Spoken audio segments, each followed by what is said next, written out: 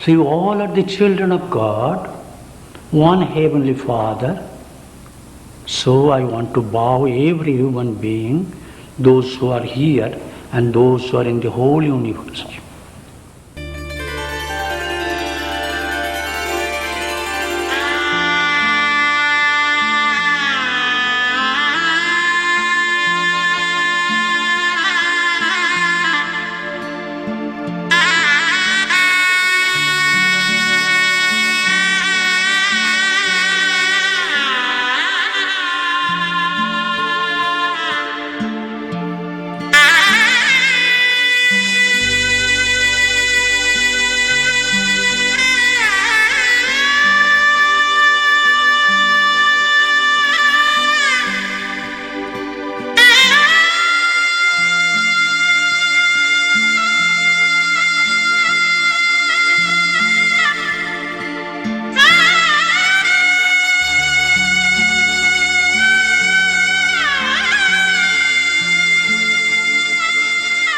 December 2002, Paramahamsa Hariharananda was laid to rest at Hariharananda Gurukulam, Balighai, Odisha in India. He lived a life completely dedicated to God, not limited by any worldly conditioning. His heart was always ready to serve wherever and whenever he could. His life itself is a message to all of us to live and to achieve by not wasting the precious treasure of time.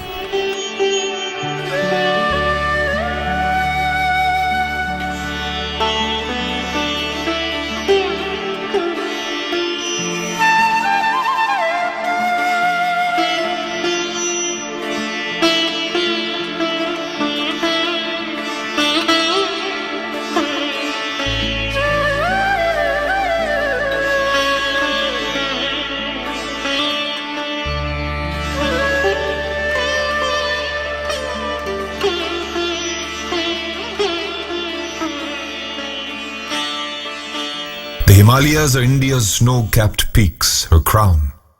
From these heights, numerous rivers flow down from the glaciers to the plains and ultimately to the ocean. The place where the Ganga and Sagara or ocean meet is called Ganga Sagara. And the name of this area on the map of India is Bengal. The state of Bengal has given birth to many spiritual luminaries through the ages. Bengali literature is enriched by the teachings of these great personalities like the literary champion Rabindranath Tagore and spiritual luminaries such as Sri Ramakrishna and Sri Lahiri Mahasaya. In Bengal there is a district, Nadia, which holds a unique position on the spiritual map of India. In the medieval period, a divine personality, Sri Chaitanya, was born there. In Nadia, not far from the birthplace of Sri Chaitanya, is a village called Habibpur. In this village lived people of different classes, castes and professions, and among the few Brahman families were the Bhattacharyas. This family was most respected because of its spiritual background, strict religious discipline and material prosperity. Haripada was the head of this Bhattacharya family. Haripada showed great personal strength and self-discipline. He was an affluent person, called in those days a zamindar or landlord of the community. A man of many talents, Haripada was a scholar of Sanskrit, well versed in Hindu scriptures and rituals, as well as in astrology and palmistry. He knew Ayurveda, homeopathy, and to some extent even modern medicine. He also had a good grasp of legal matters. Haripada was extremely self-disciplined, utilizing every moment in a productive manner. A strict lifestyle, love for God, and high moral and ethical standards characterized his way of life. Haripada was married to Nobin Kali, a pious and devoted woman. They engaged in the regular worship of Lord Shiva as well as the Divine Mother after whom Nobin Kali was named. Her name literally means Eternal Mother Divine. Truly, Haripada's wife was an incarnation of the Divine Mother. She was always compassionate and generous, forever helping the poor and needy in the community. No one who came to her for help left empty-handed. She could not bear to see anyone suffering. Love and service were her two special gifts, and she was revered as a mother by the whole community. One morning when Nobin Kali was taking a bath in the family pond, she had a special experience. While in the water, a tulsi leaf or holy basil that was floating in the water stuck to her navel area, and suddenly she was almost in a state of ecstasy. For several moments she lost awareness of bodily sensation. Upon regaining consciousness, she reported the experience to her beloved husband. He knew that she was going to be a mother. He then told her, "We are fortunate that a great devotee of God is going to be born in our family. Let us spend more time in prayer and meditation to create a proper environment for the newcomer." The month of May is one of the hottest months of the year in India, when the sun's rays scorch the earth. It was on the 27th Jyeshtha of this month, 1907, a Monday morning full moon day and the holy birth of Gautama Buddha, when Haripada and Nobin Kali were blessed with their 5th son and 10th child. Haripada, who was proficient in astrology, astronomy and palmistry, calculated the astrological chart or the horoscope for his newborn child, and accordingly sought a name to give the child on the 21st day following his birth. Haripada was amazed to see in the natal chart that this child was a rare one, who would be a spiritual master, a divine guide, and a solace to many. His youngest son was given the name Ravi, which literally means the sun. Just as the sun gives light to the whole world, this child would give light to the spiritual seeker. He was born in the early morning of the hot summer, but Ravi would never scorch. Instead, he was born to spread the cool and soothing rays of spirituality.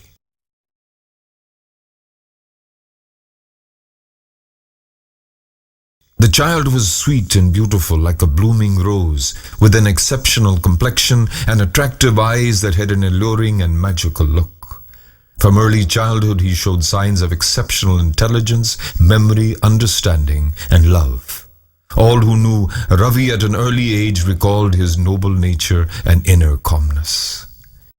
Haripada, aware of his son's spiritual destiny, tried his best to train him in all the possible ways to help unfold his spiritual qualities. During his regular ritualistic practices, Haripada allowed Rabindranath to sit by his side and listen to the chanting of the mantras and to watch how the rites were performed.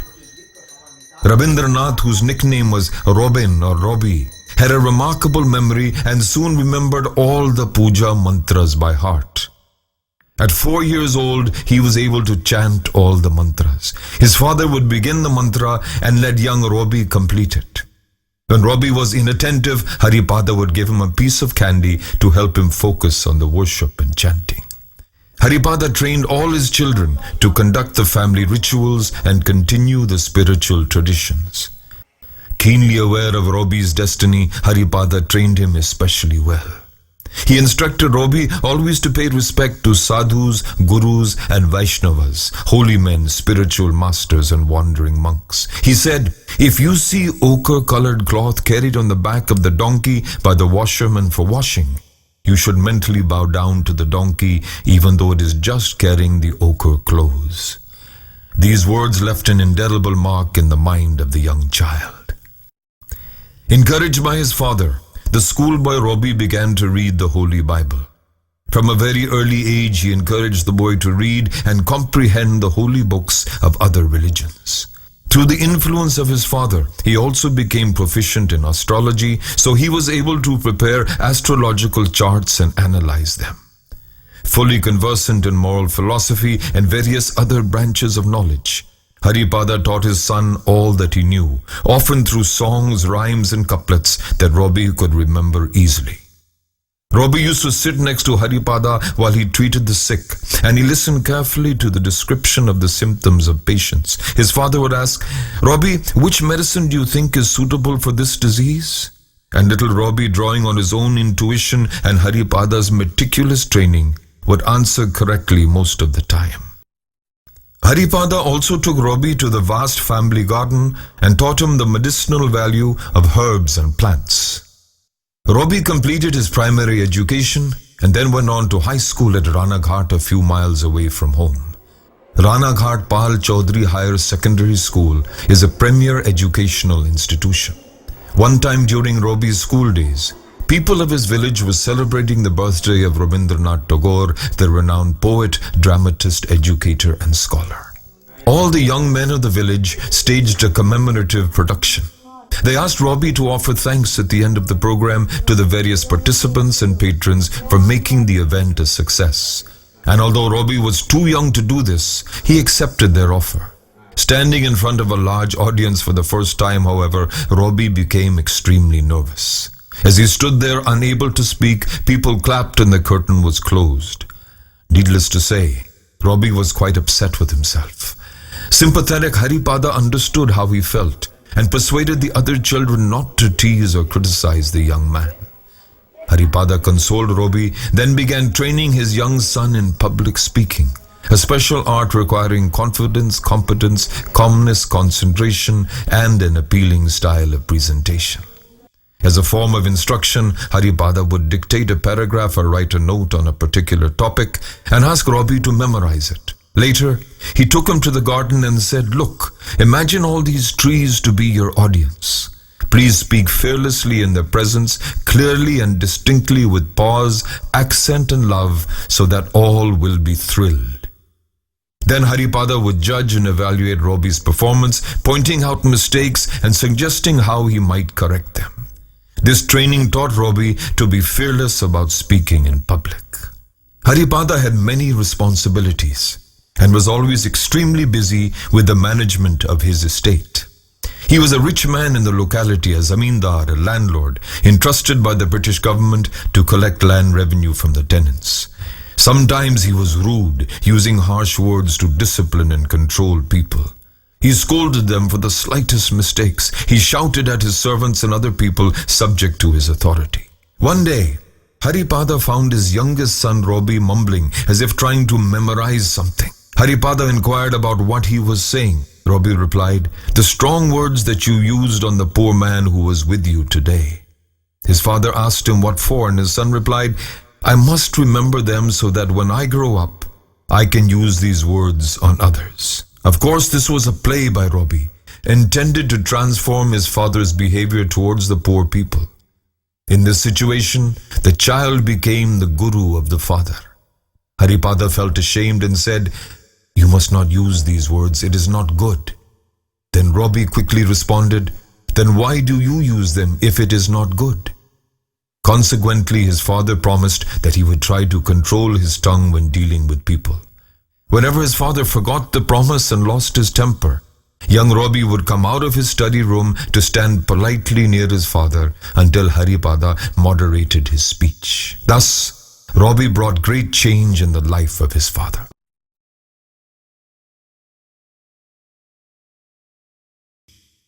In the year 1918, the sacred Upanayana ceremony was performed for Robbie. Haripada was the acharya or the preceptor who conducted all the prescribed rituals. In the evening, when the ceremonies were almost finished, the time came for the new Brahman Robbie to break his day-long fast, but he refused to eat. The little Brahman boy in ceremonial dress surprised everyone when he approached his father and asked with due respect and love, "Will you kindly initiate me in our traditional mantra on this auspicious day?" At first, Haripada, a Kula Guru or strict orthodox Brahman well versed in all the ritualistic practices, declined. But he was moved by his young son's strong and earnest desire for initiation. Robbie's mother intervened and requested that Robbie first eat some food, but the child was determined and refused to eat until he was initiated. There were tears in his father's eyes as he held his son on his lap and said, "My child, God bless you. I am amazed at your request and determination. Now, I am initiating you in our traditional family Kula mantra." Again, however, Haripada cautioned, "My child, I know your destiny and future life. Many masters will initiate you in the future. Please remember, before being initiated by your predestined gurus, tell them that you have been initiated by this mantra and ask for further initiation from them with the same mantra. This is a Siddha mantra. I bless you to be a Siddha yogi in your life." He further instructed Robbie that until he was realized, he should follow strictly all the Brahman disciplines. After realization, one need not abide by all these stringent rules. Between the age 11 and 48, Robbie followed his father's instructions.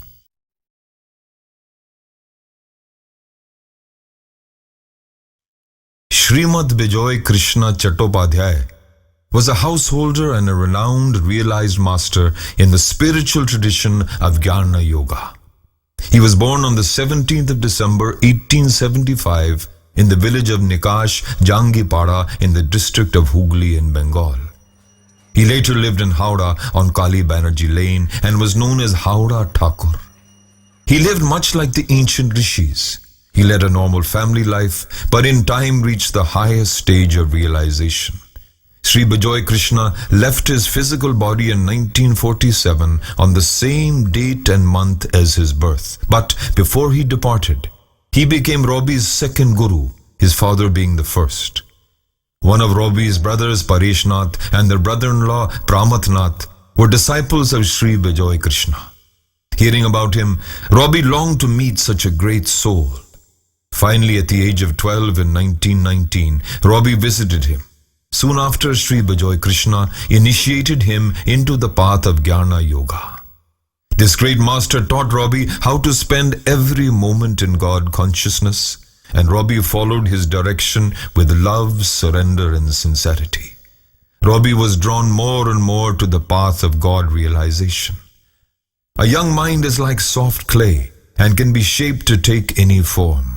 In childhood, it was Robbie's parents, and then during adolescence and young adulthood, the divine Guru Sri Bijoy Krishna, who fully prepared him for higher levels of spiritual experience. Whenever Robbie visited Kolkata as a young man, he never missed an opportunity to be in his Guru's company. Robbie completed high school in 1925 and joined Bardwan Raj College in Bardwan, Bengal, near the place where his third brother was an established medical doctor. He finished his 2-year intermediate course, and while pursuing his bachelor's degree in the same college, he took a course in textile technology. At that time, very few Indians were qualified in textile engineering. He successfully completed the engineering course and started work in a reputed textile company, Annapurna Cotton Mills at Sham Bazar in Kolkata. Everyone liked Robbie with his pleasing personality, gentle behavior, and keen intelligence. Through his spiritual practice and meditation, he had developed intuition and insight that helped him solve many difficult problems. He could repair complicated machinery, for instance, an ability that amounted to a financial windfall for the company. His first production at work was a beautiful piece of cloth, and the company gave it to him as a gift. In turn, he presented it to his youngest sister, Tripti Moi. All the family members delighted in his achievement. His work in the modern textile industry is reminiscent of Sant Kabir's God-intoxicated weaving.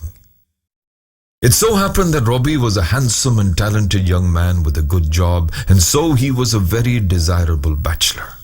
Many fathers considered him a good match for their daughters. His own father, knowing the destiny of his son, cautioned him about marriage.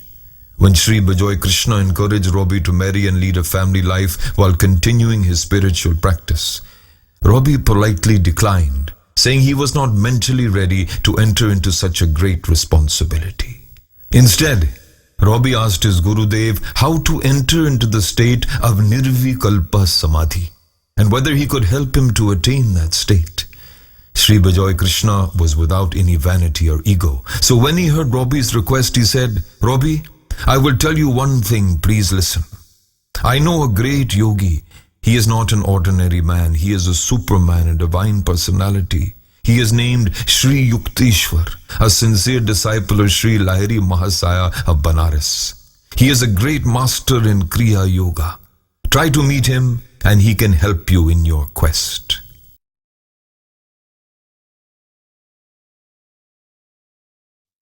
A new chapter in this young seeker's life was beginning.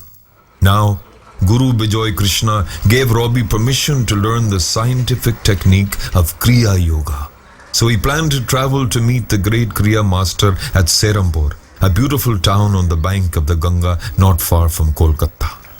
When the golden opportunity finally presented itself, young Robbie, tall and handsome in his mid-20s, clad in western dress with an unusual golden yellow complexion, approached Sri Yukteswarji's ancestral residence called Priyadham, the abode of the beloved. Sri Yukteswarji was a man of serious temperament who was reputed even to be rude sometimes. So Robbie was a little nervous at first, but then he thought, why should I be afraid of approaching a divine personality? If fearing the bees, one does not go near the honeycomb, how can one taste the sweetness of honey? The building was old, large, in disrepair. Parts of it were on the verge of collapse. Sri Yukteswarji lived in one of the larger rooms. Robbie went to the door and looked at Sri Yukteswarji from a distance. He saw him sitting cross-legged in the lotus posture, his disposition calm and sublime, and his gaze absorbed in infinity. His eyes unblinking, he seemed completely absorbed in the self. Standing in his august presence, Robbie felt powerfully drawn to him. A divine radiance emanated from Sri Yukteswarji's body and gradually melted Robbie's fear completely away. Feeling someone's presence, the master lowered his gaze and looked at Robbie, then again turned his vision inward. Robbie felt welcomed, and gathering strength he entered the room where Sri Yukteswarji was alone. With great devotion, Robbie drew near to him and bowed twice, touching each of the master's holy feet to the point midway between his eyebrows. Holding Robbie's head with both hands, Sri Yukteswarji kissed his forehead and invited him to sit down on the floor. Sri Yukteswarji looked at him and asked, "What is your name?" "Robindranath Bhattacharya," he answered politely. "From which place have you come?" "Habibpur, Nadia." Hearing the name of Habibpur, he became thoughtful. Sri Yukteswarji had relatives in Habibpur, where he visited occasionally. He again inquired about Robbie's family, then continued, "I know Haripada Bhattacharya, a very respectable Brahmin of the village. I have been to Habibpur a few times. Although I have never talked with your father, I have seen him from a distance and heard about him from the villagers. I am impressed with his personality." Next he asked Robbie, "How did you know about me? Do you know astrology? Do you remember your own astrological chart?" Robbie narrated his background and confessed, "I learned astrology and palmistry along with puja mantras from my father. My father is my first guide, guru and mentor. I also received some spiritual training from Sri Bijoy Krishna of Howrah, who referred me to you. I have come to learn Kriya Yoga at your holy feet. I learned from Sri Bijoy Krishna that you are the person who can help me reach the stage of Nirvikalpa Samadhi. Through your blessings and guidance, I will be able to attain self-realization." Sri Yukteswarji made Robbie sit directly in front of him. He touched the two sides of Robbie's chest and forehead while practicing Kriya himself. Thus, he purified Robbie's body that soon was filled with divine effulgence.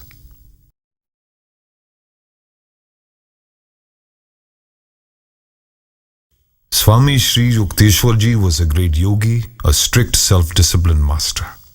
His great guru, Sri Lahiri Mahasaya of Banaras, initiated him into Kriya Yoga on August 19, 1883. Sri Yukteswarji frequently visited his divine master and practiced Kriya sincerely and seriously. After the Mahasamadhi of his loving master, he concentrated more on spreading Kriya Yoga and disseminating the spiritual treasure of the Bhagavad Gita. In the year 1903, on March 22nd, he established Karar Ashram by the seaside in the holy city of Puri in the state of Orissa. He spent his time mostly in three places: Banaras, Sirampur and Puri. Sri Yukteswarji trained many disciples in the path of Kriya. His beloved disciple Yogananda ji went to America in 1920 and settled there to spread India's age-old spiritual treasure in the West. Another disciple, Swami Satyananda, helped to realize Yogananda ji's vision of establishing Brahmacharya Vidyalaya in Ranchi. Most of Sri Yukteswarji's household of disciples who were advanced in Kriya practice also taught Kriya Yoga. When Robbie met him, Sri Yukteswarji was growing old. 2 ashrams needed care. One was his parental home Priyadham, a crumbling palace in Sirampur, and the other was Karar Ashram in Puri. Sri Yukteswarji felt a new ray of hope when he met Robbie. Puri is a holy place, he said to him. I visited Puri for the first time when there was no railway transportation. I founded the Karar Ashram on the seashore, a beautiful place for meditating and leading a spiritual life. In the year 1921, I handed over the ashram to a trust. Until now, I have been searching for a suitable person to be in charge of the ashram and was not really successful. Today, after reading your horoscope and looking at your hand and head, I feel that my beloved Karar Ashram of Priyanath has a future. Listen to what I say. Just as a tiny seed of the banyan tree contains within itself the potential of a massive tree, so do you.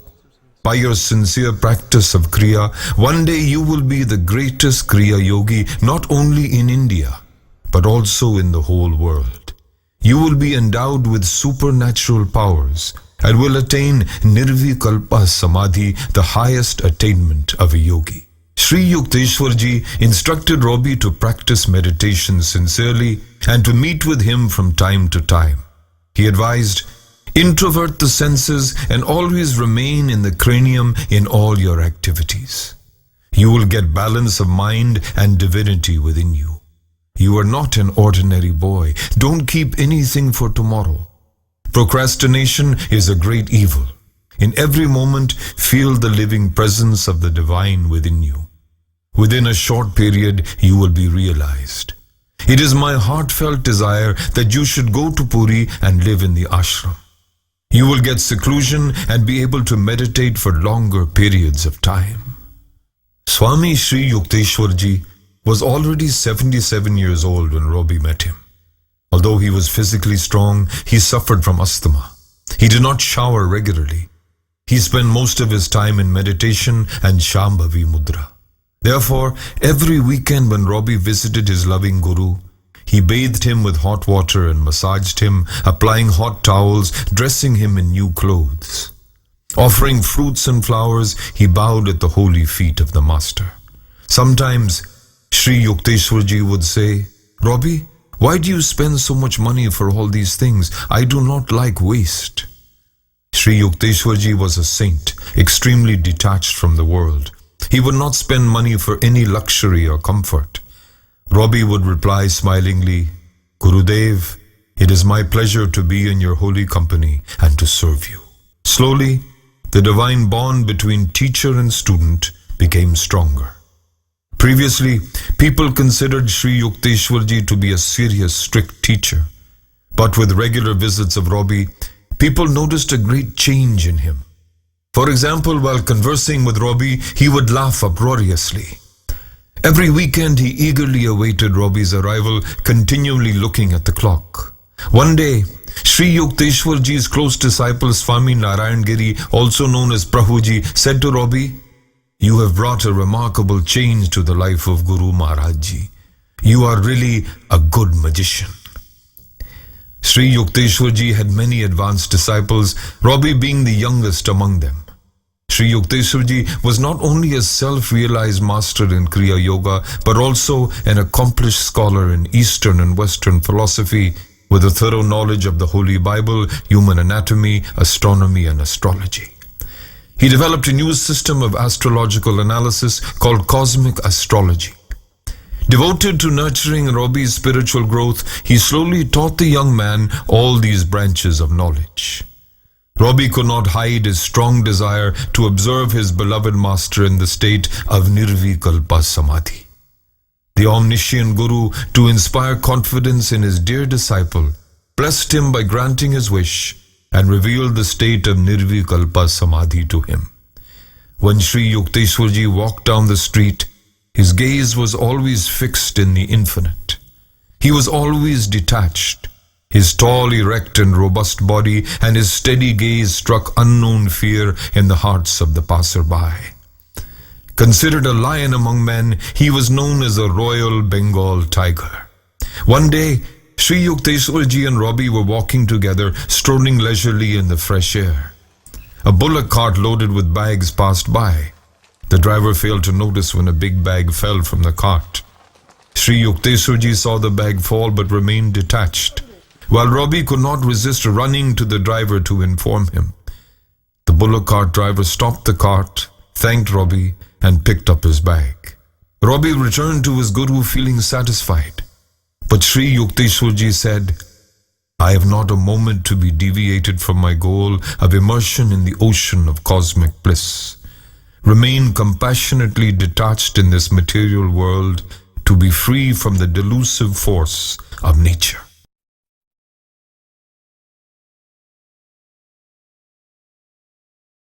While studying with Sri Yukteswar ji, Robbie had heard much about Yogananda ji from his beloved Guruji as well as from various Kriyavans. Robbie had an irresistible desire to meet this great soul. This child is not an ordinary one.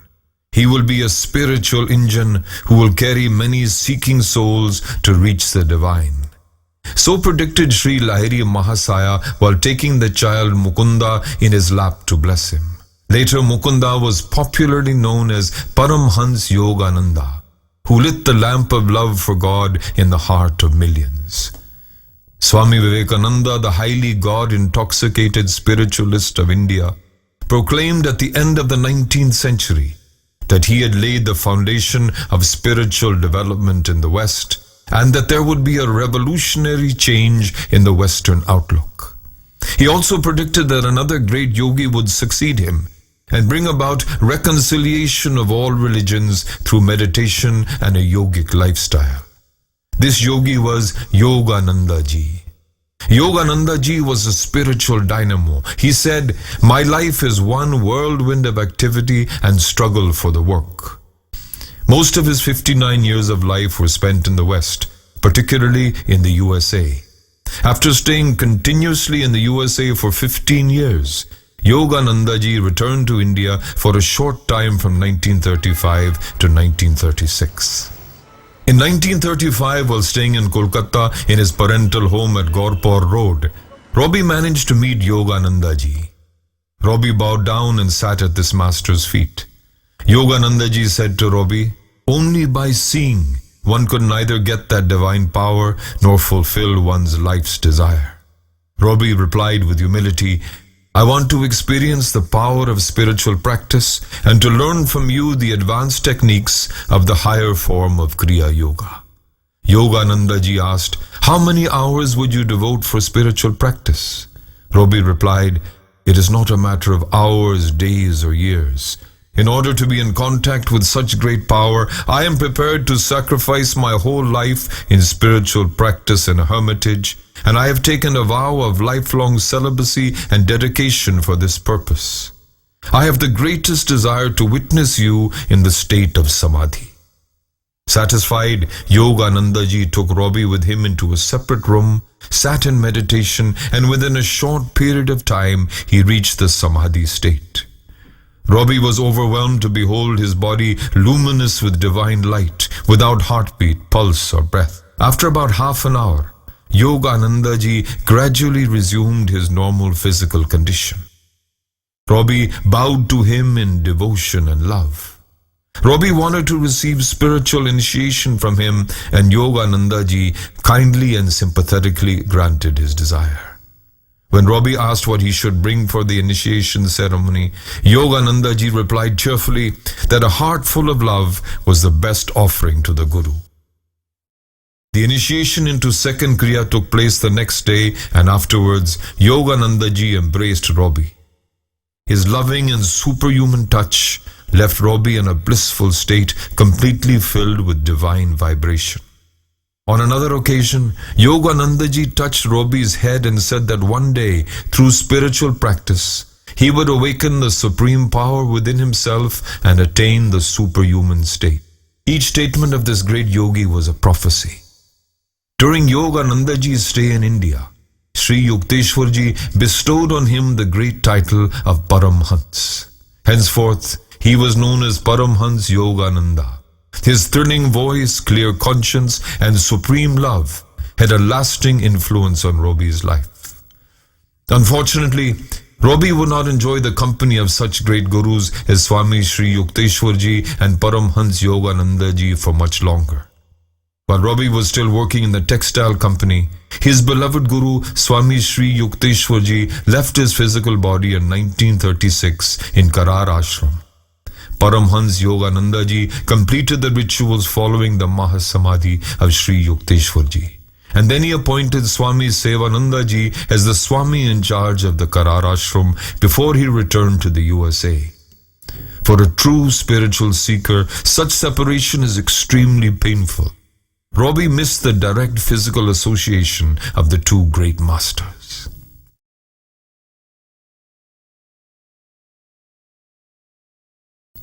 Although he was not a spiritual leader, a saint, or a monk, in the introduction to his own autobiography he wrote, "What I want to achieve, what I have been striving and paining to achieve these 30 years is self-realization, to see God face to face, to attain moksha.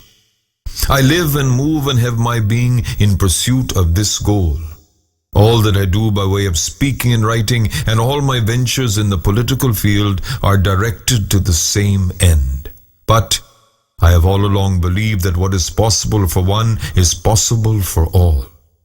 My experiments have not been conducted in the closet, but in the open, and I do not think that this fact detracts from their spiritual value.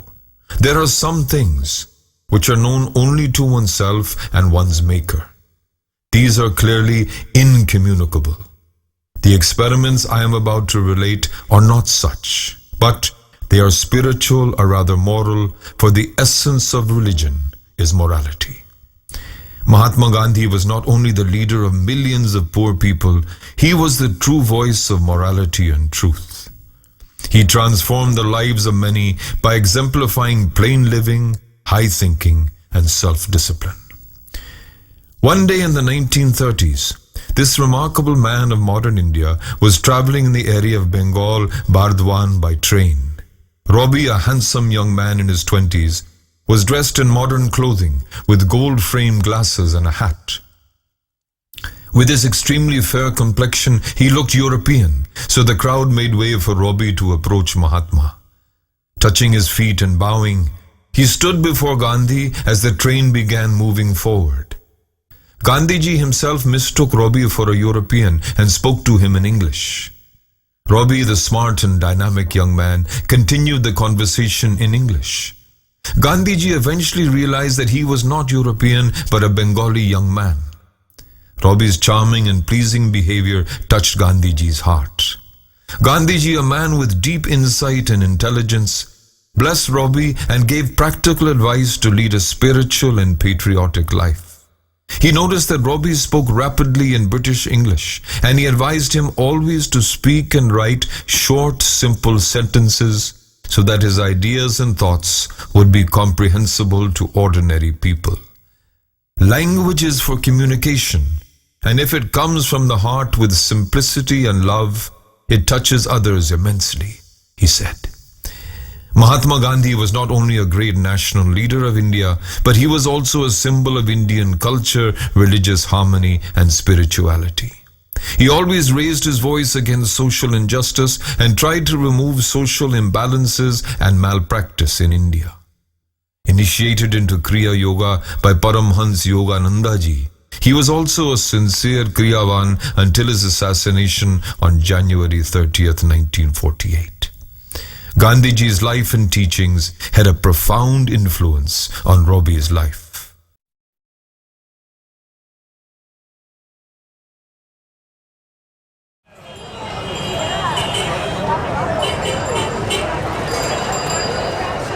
Puri is a small town on the east coast of India.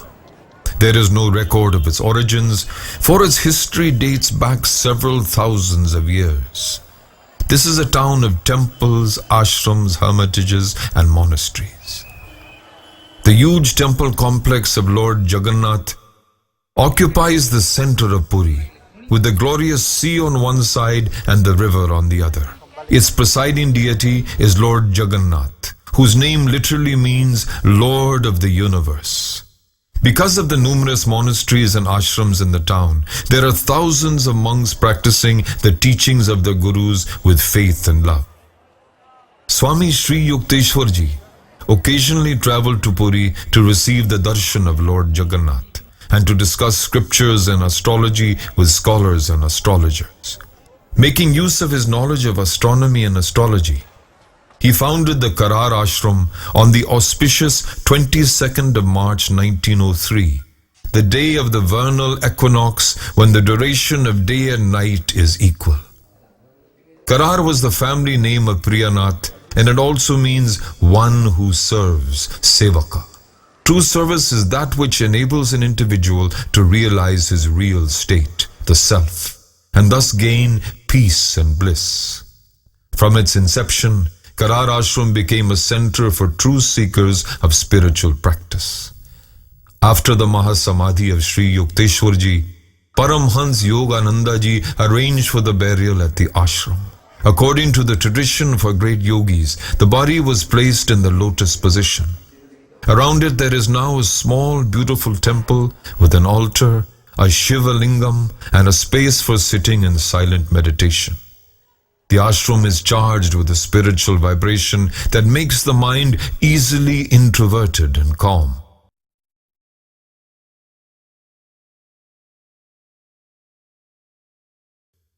As Robbie spent more time praying sincerely and meditating, he became more introverted. From his outward appearance as a handsome, fashionable young man, no one would have believed that there was a flame burning inside him, a longing to be realized. This flame of renunciation called out to him in every silent moment. Arise, awake, strive sincerely, and get realization. He was nearly 30 years old, and his family was anxious for him to be married. But his father, knowing his astrological destiny, was silently waiting to see his prediction fulfilled. Although his former guru, Sri Bajoy Krishna, had encouraged him to marry, his soul was thirsting for deeper meditation, for entry into the kingdom of heavenly bliss, Samadhi. Robbie decided at last to take a few months' leave from work and go to Puri to try to meditate more deeply. He sent one of his close friends ahead to find suitable accommodations close to Karar Ashram.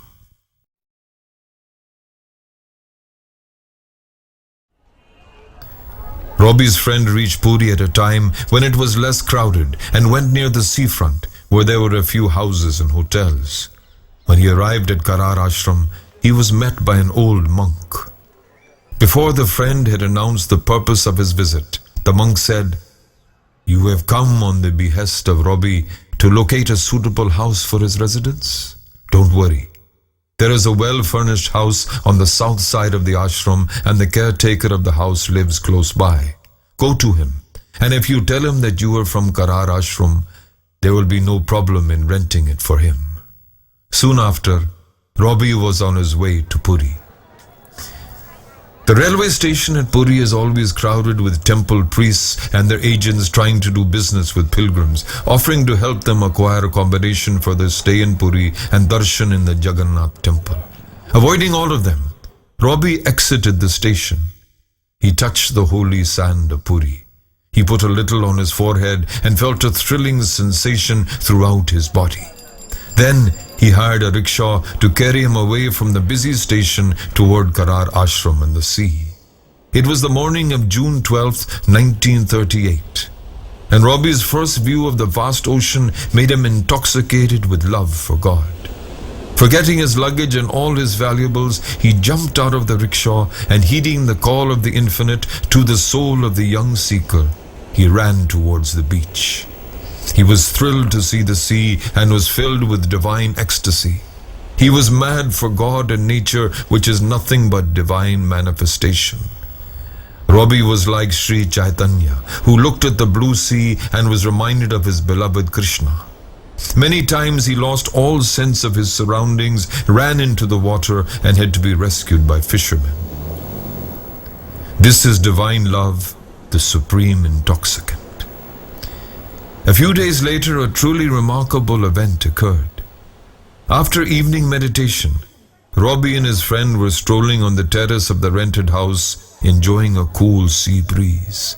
From the terrace, though night was falling, they could still see the sea on one side of the house and the ashram and the faint moonlight on the other. Suddenly, Robbie saw Swami Sri Yukteswar walking towards them in the ashram garden. Robbie was thrilled. His hair stood on end and he thought, "How great you are! You are an eternal teacher."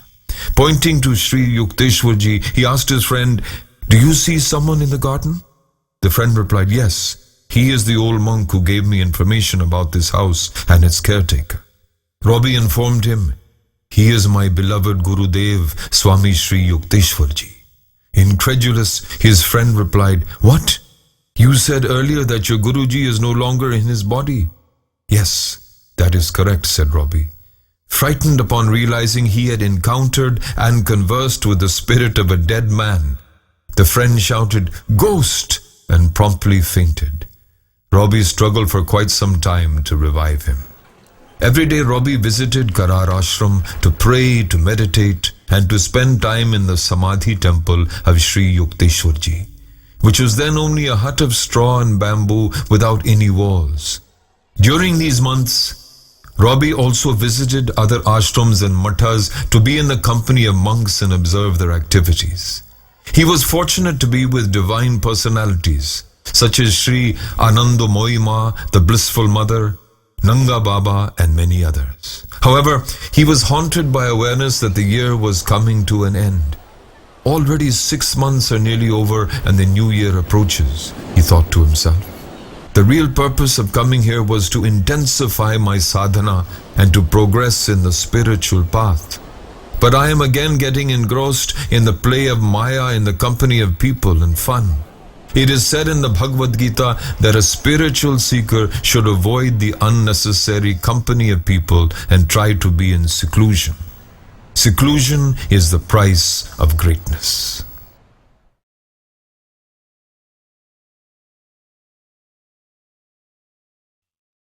There is a purpose to be accomplished in life, and Robbie became determined to pursue his own. He had already met Swami Sevananda, who was in charge of Karar Ashram, and received his permission to live in the ashram in seclusion and silence. Owing to his regular visits to the ashram and his loving behavior, Robbie was already a welcome guest there. Swamiji was delighted with Robbie's choice. Robbie joined the Karar Ashram in the closing days of 1938.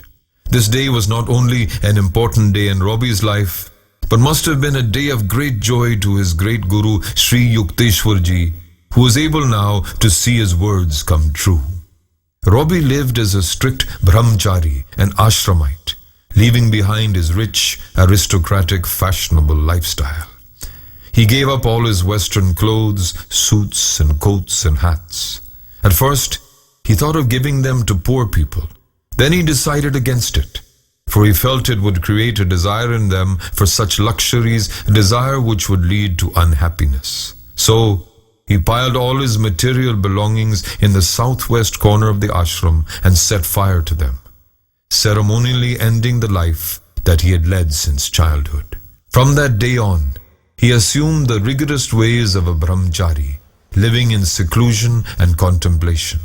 He was known as Brahmachari Robbie Narayan, or Robin Brahmachari. His clothing was white and his food was the simple food of the ashram. Most of his time he spent in meditation, but he also participated in all ashram activities. With the permission of Swami Sevananda and the help of hired labor, Robbie constructed bathrooms for the use of ashramites and cleared the ashram grounds all at his own expense during the first few days of his stay in the ashram. Because the ashram and the school were managed with very little money, only 2 meals per day were served without breakfast. With Swamiji's permission and also at his own expense, Robbie provided breakfast for all. He planted a garden and made tending it his daily duty. Brahmachari Robbie Narayan's love and service won the hearts of all the ashramites. While tending to his duties and learning a new language, Odia, to be able to communicate with people in the locality, Brahmachari Robi Narayan was making up his mind to take the vow of silence. Swami Sevanandaji tried to dissuade him from such an austere practice by describing how difficult it is. The Bhagavad Gita teaches that among all the secret knowledge, I am the silence. Outer silence can be a little easier, but to stay inwardly silent is extremely difficult. In both outer and inner silence, one can easily enter into the state of deep meditation, and this is what Brahmachari Robi Narayan wanted. In spite of his vow, he never neglected his participation in the ashram activities and gardening. During this period of silence, mauna, service, seva, and spiritual practice, sadhana, he received wonderful guidance from Swami Satyanandaji, Srimad Bhubendranath Sanyal Mahasaya, Anandomayi Ma, and many other spiritual personalities. Gradually, his meditation became deeper and more vibrant, his mind more and more absorbed in the super-conscious and cosmic conscious states. He had a beautiful aura and a peaceful countenance, with eyes radiating yogic brilliance. His white dress, wooden sandals, long hair and beard dramatically enhanced his stature as a celibate brahmachari.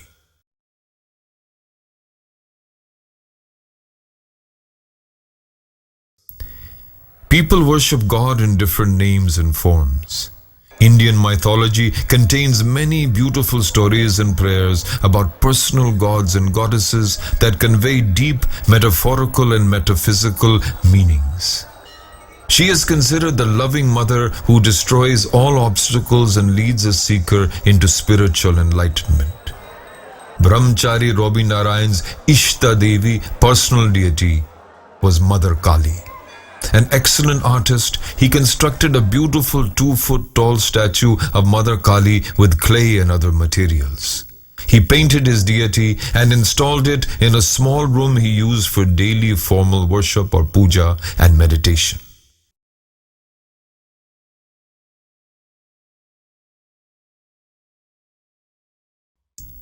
At Puri and her seaside ashram, Mother Anandamoyi sat surrounded by a few dozen disciples, mostly women.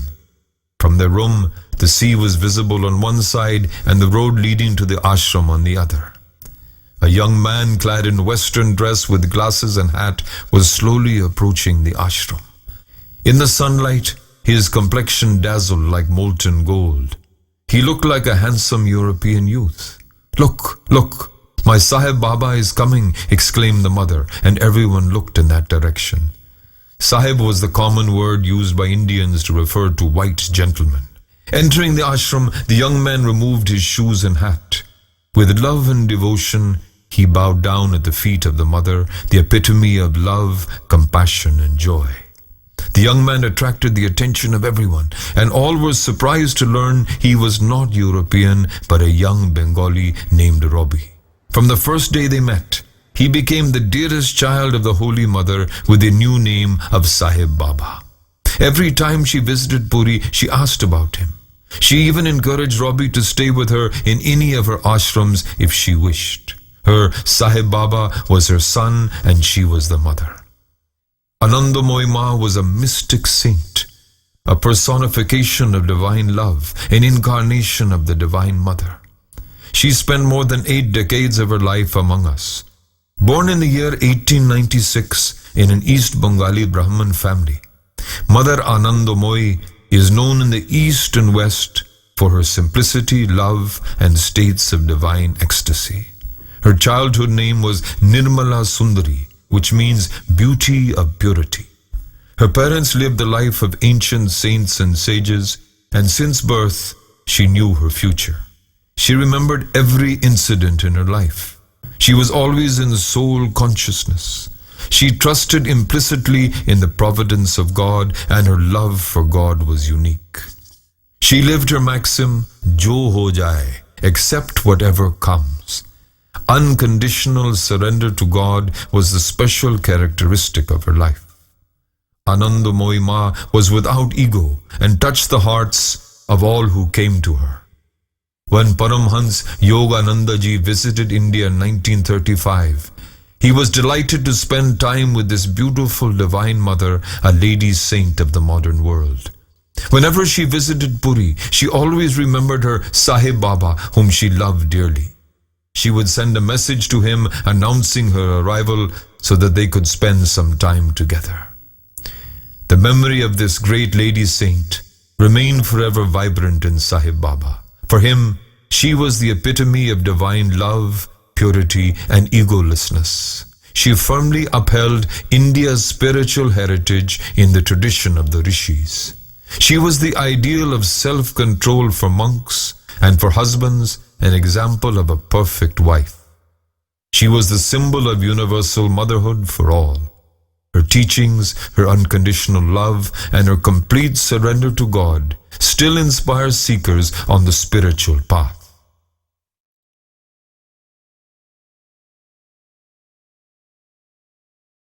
Swami Satyananda Giri was one of the most loving disciples of Swami Sri Yukteswar ji. He was the boyhood companion of Paramahamsa Yogananda, whom he addressed as Sakha Guru, friend who guides. Satyananda ji's pre-monastic name was Manmohan, and his love for humanity was evident in his behavior even from the early age of 6 or 7. He never accepted discrimination based on caste, social status, or religion. Manmohan perceived the presence of God in all. Manmohan met Mukunda Lal, later known as Paramahamsa Yogananda, when he was 11 years old. Their meeting was a divine coincidence, and their friendship became a bond strengthened by love, spirituality, yoga, meditation, and service to humanity. They both took vows of celibacy and renunciation, and dedicated their time to physical exercise, study of scriptures, meditation, chanting, singing devotional songs, and serving the poor. In March 1919, with blessings of Swami Sri Yukteswar ji, he was initiated into the monastic order and came to be known as Swami Satyananda Giri. Satyananda literally means bliss of truth. His hard work resulted in the establishment of 2 great institutions. One was the Ranchi Brahmacharya Vidyalaya, a residential school for youth, and Seva Yatan Satsang Mission, an institution of service, charity, and spirituality in a remote area of Jhargram, Bengal. From 1936, Swami Satyananda ji was the acting head of Karar Ashram, and occasionally visited there to monitor the ashram's activities and spend some time in silence and rest. Noticing Brahmachari Robi Narayan's sincerity in spiritual practices, he was extremely pleased. He knew this young man's background and was happy to see a sincere seeker striving seriously for speedy spiritual growth. In 1941, he initiated Brahmachari Robi Narayan into the 3rd Kriya. After a period of long silence and meditation, Brahmachari Robi Narayan became constantly merged in the ocean of cosmic consciousness and divine bliss, a great delight for his guru Swami Satyananda ji. The two felt great love for each other. Brahmachari Robi Narayan's sincerity in spiritual practice and ashram management, his pleasing personality and self-disciplined life brought joy to Swami Satyananda ji. Every year, the foundation day of Karar Ashram was celebrated on a grand scale. Kriyavan disciples came from many different places to participate in this grand function on the vernal equinox day of March 22nd, and to pay homage to the great Kriya Yoga master Swami Sri Yukteswar. One year, Swami Satyananda ji planned a surprise. He announced in Puri that a great yogi would give a discourse at the Karar Ashram on its foundation day. Brahmachari Robi Narayan, still maintaining silence, wrote a note to Swami Satyananda ji asking, "Gurudev, who is the monk coming today to grace the occasion?" Satyananda ji replied, "Please wait. You will see him during the function. He is a yogi of high spiritual attainment." On that day, after Arati in the holy Samadhi Mandir of Sri Yukteswar ji, the Satsang program commenced. Several hundred devotees, disciples and visitors had come to see the great yogi. Swami Satyananda ji announced, Dear divine souls, you are all eager and anxious to see the yogi, but you do not know that in this holy ashram of Sri Yukteswar ji is a young sadhaka who has been observing silence and meditating for years. He is not an ordinary young man. He is highly spiritual, and today he will narrate his experience of meditation.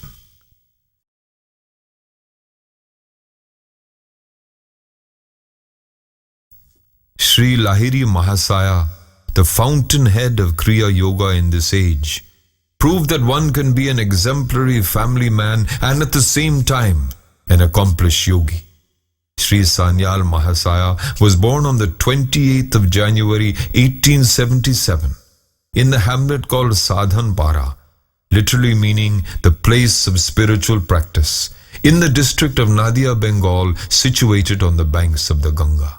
When he was 2 years old, Sri Sanyal Mahasaya's mother passed away, so most of his childhood was spent with his maternal uncle and his elder sister's husband, who took care of him and his education.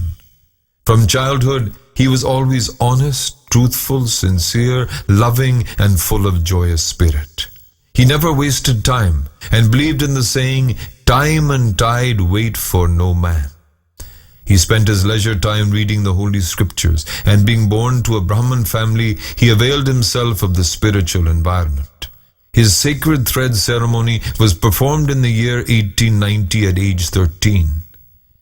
At that time, he was initiated into the Gayatri Mantra, a holy Vedic mantra of 24 Sanskrit letters, which he practiced sincerely. On the 23rd of June 1893, Sri Lahiri Mahasaya initiated him into the holy Kriya path at his residence in Varanasi. In a short period, he advanced rapidly in his Kriya practice, and although he was very young, Sri Lahiri Mahasaya allowed him to teach Kriya. He became the youngest Acharya in the Kriya Yoga tradition. He also had a strong passion to become a monk, but his destiny was different. In 1898, at the age of 21, he married Srimati Kali Dasi Devi, a devout and pious lady. He continued his spiritual practice after his marriage despite many family problems. In 1902, Sri Sanyal Mahasaya experienced the state of self-realization and was recognized as an accomplished yogi. His meditation, regular worship, spiritual study, and spiritual discussions continued as usual. Sri Sanyal Mahasaya was a close associate of the poet Rabindranath Tagore, who later won the Nobel Prize for Literature, and worked with him from 1902 to 1909 in the institution Brahmacharya Vidyalaya, which later became the famous Shanti Niketan University. In 1910, he went to Puri in Odisha for the first time. The holy atmosphere of this place of pilgrimage attracted him. He visited Puri many times after that and finally established an ashram called Guru Dham, meaning the abode of the Guru, where he settled. On the ashram premises in a small, beautiful temple, he installed a lovely marble statue of his beloved Gurudev, Yogi Raj Sri Lahiri Mahasaya. He was blessed with 2 sons and 4 daughters, and in this ashram, he continued to live with his family.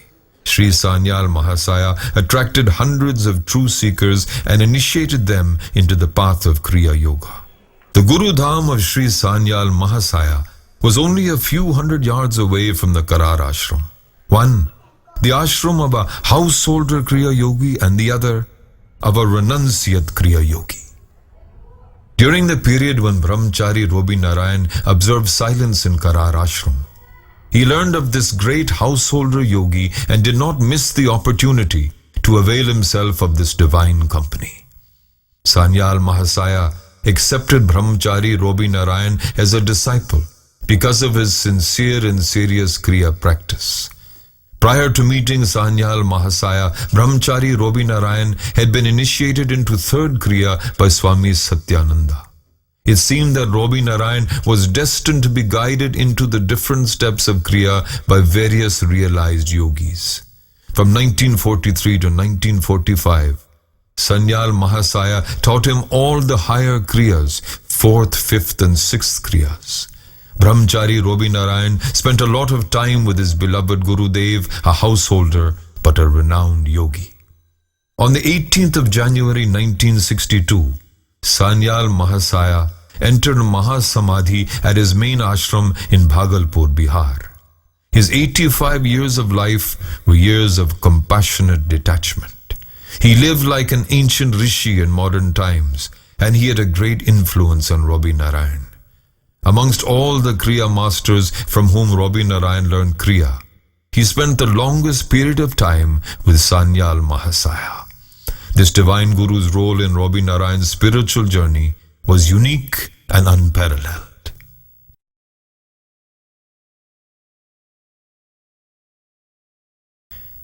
Although Brahmachari Robbie Narayan stayed in silence and seclusion at the ashram most of the time, he never missed the opportunity to be in the company of other monks and holy men who accelerated his spiritual progress.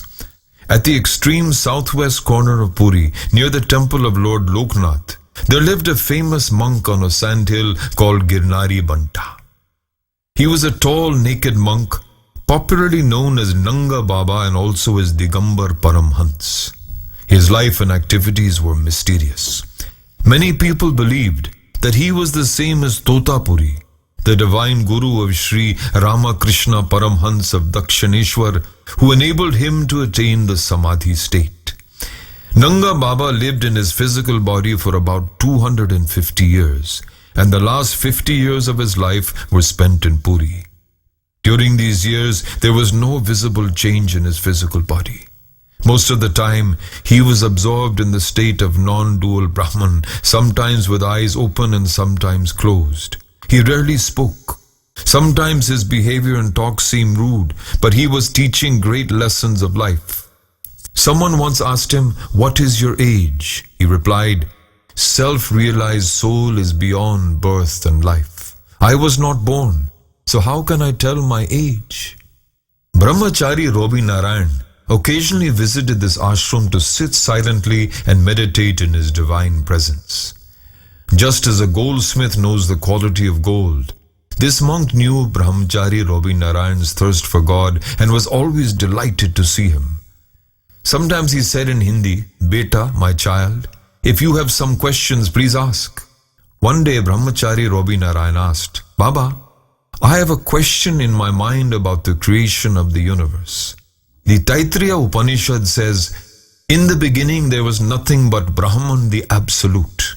Through inner contemplation, Brahman thought of creation and became many. So through meditation, from the self came space, then air, fire, water, and earth.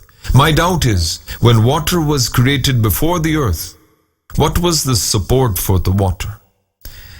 The naked monk laughed loudly, his body vibrating with joy. Then he said, "Beta, abhi tak shrishti nahi hua hai. My child, until now, the creation has not taken place." Hearing this, the young brahmachari was surprised and he listened very attentively to his every word. The monk continued, "You have seen the brinjal, eggplant hanging on the plant? Each seed inside is dreaming of being a plant and bearing new flowers and fruits. Similarly, we are all the seeds in the divine womb of Brahman. As the seed dreams of a new plant, each one is dreaming of creation. There is no creation, it is a dream." Then he said, "Fire was created before water, and it took thousands of years for water to come down through repeated evaporation, and this process resulted in sedimentation. This was how the earth was formed." Another visitor who was sincerely trying to grow spiritually asked, "Baba, how can one be free from ego?" The monk replied, "There are two ways. First, consider this universe to be a dream and unreal. Follow the path of renunciation and non-attachment and be a karma sannyasi. Follow the path of renunciation in action. Second, consider the universe to be the manifestation of the divine and work without expectation." This mysterious monk with miraculous powers was never seen going to any temple. He was searching for God in the inner chambers of his own self. After living for several centuries in the physical body, he entered into the state of Mahasamadhi on August 24, 1962. His body was buried inside the ashram premises where a beautiful temple was constructed. The name of the ashram is Advaita Brahma Ashram, Girnari Banta. Even today, the ashram remains charged with spiritual vibrations. It looks like a small sandhill decorated with many plants and trees and a few cottages. Many pilgrims and visitors come to spend a few moments in seclusion and silence.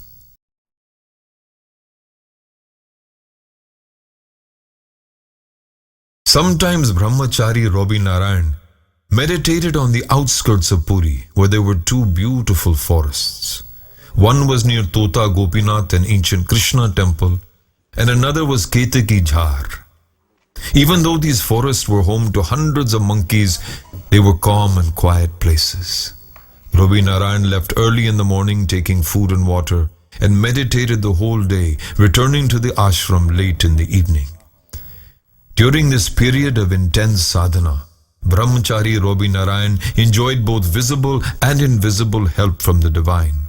Once, while he was meditating and observing silence in his closed room, somebody shouting like a madman knocked on the door. When Brahmachariji opened the door, a strange sight confronted him. Although the stranger's dress and appearance suggested a madman, his face and eyes radiated inner peace and love. Then, the mysterious yogi said he was hungry. Brahmachari Robi Narayan offered him a plate of sweets made of milk and sugar. He accepted them and holding them before the statue of Saraswati, casually addressed her, "Eat, eat." His words were neither a mantra nor a formal prayer, but when he spoke them, two rays of sweet smoke, like the kind arising from a burning incense stick, swirled out of the eyes of the Saraswati statue and settled onto the plate. The phenomenon astonished Brahmachari Robi Narayan, who quickly realized that his visitor was no ordinary man, but an extraordinary man in disguise. People with a little spiritual prowess may flaunt it for name, fame, and public applause, but often advanced yogis shun publicity. They move incognito throughout the world. Robi Narayan's visitor was one such holy man, who then gave him some practical instructions in spiritual life to help him achieve realization. The strange monk taught Robi Narayan some intricacies of meditation and spiritual life. He invited Robi Narayan to come to visit him, and several times he did. Nothing else is known concerning the whereabouts of this mysterious holy man, but his presence in Robi Narayan's life was no doubt a divine blessing.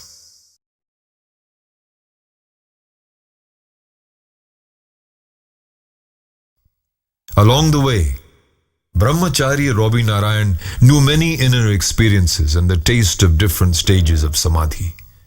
During the years of 1944 to 1945, he was freed from the turmoil of lower centers, chakras, and became more absorbed in the super-conscious state. The period from 1945 to 1948 was the most significant in his spiritual life. Once, while he was meditating in his closed room at the Puri ashram, he entered into a deep state. His body slowly fell over and lay near the window. His head bled from an injury inflicted by the fall. The blood was flowing under the door, and outside crows were drinking the fresh blood. When Swami Satyanandaji saw the crows and blood, he came outside and saw that the blood was coming from Brahmachari Robi Narayan's room.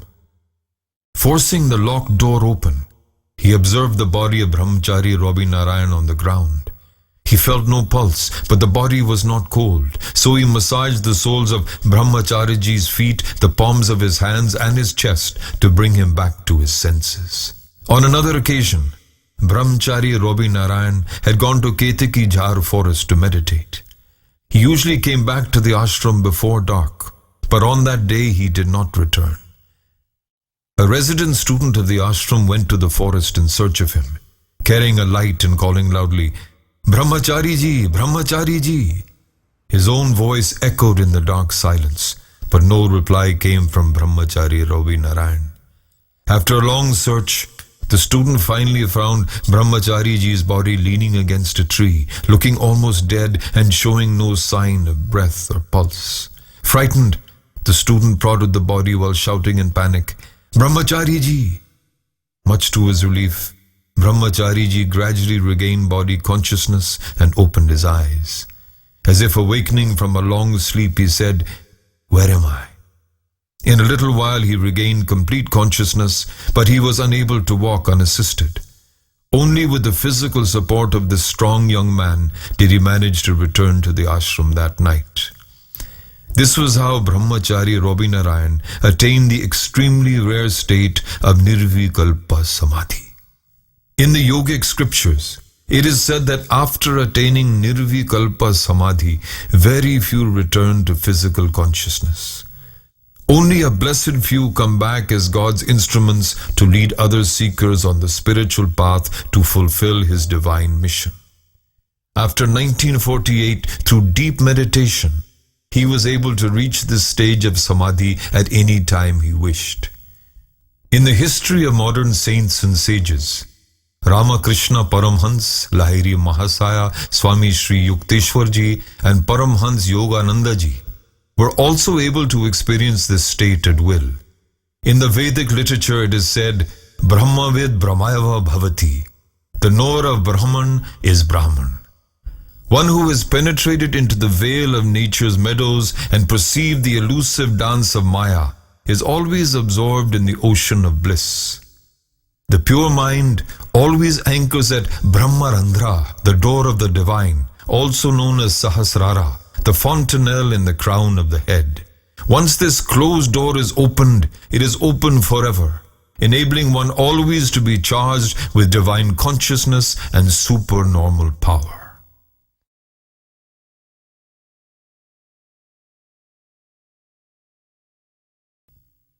Every Kriyavan knows a strong desire for a vision of the cherished great Guru, Sri Babaji Maharaj, the deathless yogi of incomprehensible glory. In 1949, Brahmachari Robinarayan was deeply engrossed in meditation in his closed room at Karar Ashram when, suddenly, the room was lit with an unusual glow. Brahmachari ji opened his eyes to behold Babaji Maharaj standing silently beside him. He had broad shoulders and large eyes, and his hair and forehead were covered with a cloth. Brahmachari Robinarayan could not believe his eyes and wondered if he might be dreaming. He gazed on this mysterious stranger, wondering who he might be and how he could have entered a locked room. He did not recognize Babaji because no one can unless the deathless Guru reveals himself. Advancing a few steps, Babaji Maharaj closed the eyes of Brahmachari ji with a soft touch of his holy fingers. The touch brought a flood of light, and when he opened his eyes again, there was no one in the room. Awestruck, Brahmachari ji heard his heart's reply to this anxious query. That must have been Sri Babaji Maharaj. As the truth dawned on him, tears rolled down his face and he thought, how ignorant I am. O beloved Guru, you came physically, you were here, stood by me and smiled at me, touched and blessed me with grace, but I did not recognize you. I did not touch your feet or offer you a seat. I did not serve you or talk with you. What a fool I am. His sorrow brought more tears to his eyes and he cried aloud. Overhearing this grief, Swami Sevananda asked if he had broken his silence. Without replying, Robinarayan opened the door and went straight into his small meditation and puja room where the idol of Mother Kali was installed. Closing the doors from within, he prayed with deep love to the Divine Mother and beloved Guru Maharaj. Again Sri Babaji Maharaj appeared in this small closed room, touched the head of Robinarayan and blessed him. Why so impatient, he asked. I am satisfied with your sadhana. Babaji Maharaj's touch again sent him into the superconscious realm of peace, tranquility and brilliant effulgence. Brahmachari Robinarayan touched his head to the holy feet of the great Guru. Babaji said, I am glad for your achievements, but remember, there is no end to meditation. The deeper you dive, the richer you emerge, for new realms unfold in succession. While sticking to meditation tenaciously, you will also reveal in profound Kriya to others. I bless you and empower you to propagate Kriya. Your touch will give divine revelation to the seeking souls. Now, I will take leave of you. Don't follow me now. Continue meditating deeply. This special appearance and blessing of the immortal yogi Sri Babaji Maharaj inspired and encouraged Brahmachari ji to continue meditating even more intensely.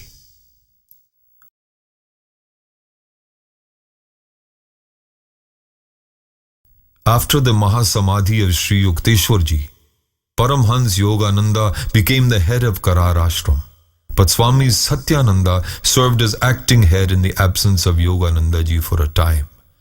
After initiating Brahmachari Sudhir into monastic life with the name of Swami Sevananda, Yogananda ji appointed him as the Swami in charge of the ashram, the Acharya of Karar Ashram.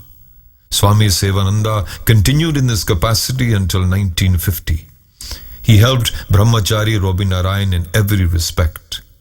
During his sadhana from 1938 to 1948, Brahmachari Robinarayan also looked after the development of Karar Ashram, his holy abode of spiritual practice and realization. He managed the Yukteswar Vidyapeeth, a school for children. In his leisure time, he taught them English grammar. Brahmachari Robinarayan corresponded regularly with his beloved guru and guide Paramahamsa Yogananda. Yogananda ji was aware of his disciples' progress. In the year 1950, he appointed Brahmachari Robinarayan to succeed Swami Sevananda as the Acharya of Karar Ashram. Acharya means one who is rector and preceptor of an ashram, who guides others on the spiritual path, initiating true seekers through his exemplary character and behavior. Following his appointment, Brahmachari Robinarayan took an active role in the ashram, completely transforming it. The ashram had no boundary walls, the grounds were overgrown with thorny bushes, and the Samadhi site of Sri Yukteswar ji was still a hut open to the air. Moreover, the ashram was not financially sound. Brahmachari Robinarayan wrote to Paramahamsa Yogananda ji about the situation. Encouraged by Brahmachari ji's constructive outlook, Yogananda ji sent funds to construct the Samadhi shrine for Sri Yukteswar ji. In 1951, under the direct supervision of Brahmachari ji and with the help of Paramahamsa Yogananda's younger brother Sananda Lal Ghosh, popularly known as Gora, a beautiful temple with a blooming lotus on the top was built for Sri Yukteswar ji as his Samadhi site. Brahmachari ji commissioned a beautiful marble carving of Swami Sri Yukteswar ji in a meditative pose to be made in Banaras and installed in this temple. To this day, the temple is still charged with strong spiritual vibrations. The name of the locality was Swargadwar, meaning the door to heaven. In a short time, Karar Ashram became a place of vibrant beauty, a real Swargadwar. Realizing the need for a teacher of Kriya Yoga in the ashram and knowing the spiritual attainment of Brahmachari Robinarayan, Paramahamsa Yogananda empowered him to teach Kriya Yoga to sincere seekers in the year 1951. From that time onward, Robinarayan worked tirelessly for the spiritual advancement of the disciples on the spiritual path. Paramahamsa Yogananda ji, planning to visit India in 1952, wrote to his friend and brother monk Swami Satyananda ji concerning his upcoming trip. He also wrote to his younger brother Sananda Lal Ghosh, Gorada, that he wanted to see his beloved Guru's newly transformed Karar Ashram. However, his trip was not to be. In March 1952, Brahmachari Robinarayan had a strange vision while meditating during a visit to his parents in Habibpur. He described it to his learned father, who said that it foretold the physical departure of a great Guru. Consequently, Brahmachari ji immediately left for Puri. As soon as he reached the ashram, he heard news of the Mahasamadhi of Paramahamsa Yogananda, which occurred on March 7th.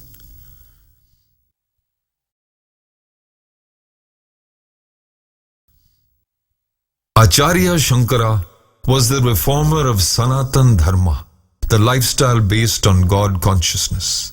He emphasized the need to shift from too much ritualistic practice to a more philosophical understanding.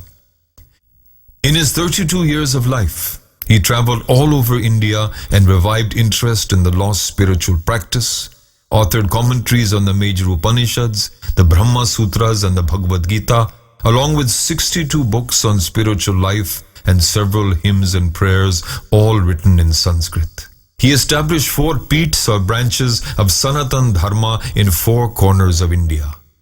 Jyotish Peeth had Badrinath in the north, Govardhana Peeth had Jagannath Puri in the east, Sringeri Peeth had Sringeri in the south, and Sharda Peeth at Dwarka in the west. These 4 peeths are entrusted with safeguarding the spiritual heritage. The heads of these 4 peeths are known as Jagat Guru Shankaracharyas. The Shankaracharya Mutt of Puri is located between Karar Ashram and Guru Dham of Sanyal Mahasaya. Brahmachari Robi Narayan, when visiting Guruji Sri Sanyal Mahasaya, went one day to see this great reputed saint, His Holiness Swami Bharti Krishna Tirtha. Robi Narayan bowed prostrate at his feet in devotion and reverence. The golden complexion of this young brahmachari with eyes full of love, knowledge and yogic power intrigued the Swami. He asked, "What is your name?" Brahmachari ji replied, "Robi Narayan." "What is your family name?" "Robindranath Bhattacharya." "Bhattacharya, Bhattanam Acharya. Acharya, the teacher of the hamlet. Your family is a guru family, is it not?" Then he asked, "Where are you from?" "From the district of Nadia in Bengal." His Holiness Jagat Guru continued, "Oh, then you are the second Gauranga of Nadia." Sri Chaitanya Mahaprabhu, a 15th century saint considered a divine incarnation, was also from Nadia, and because of his very fair complexion was known as Gauranga. His life was exemplary. Always intoxicated with love for God, he melted the hearts of people all over the country. He lived most of his life in the city of Puri.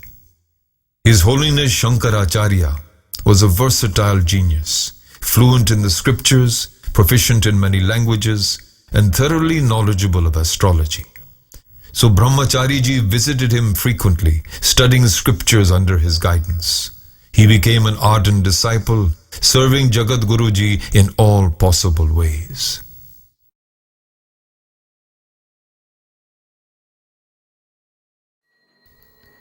One morning in 1956, Brahmachari ji was meditating in the Samadhi temple of Sri Yukteswar ji at Karar Ashram when he saw a brilliant light moving around him.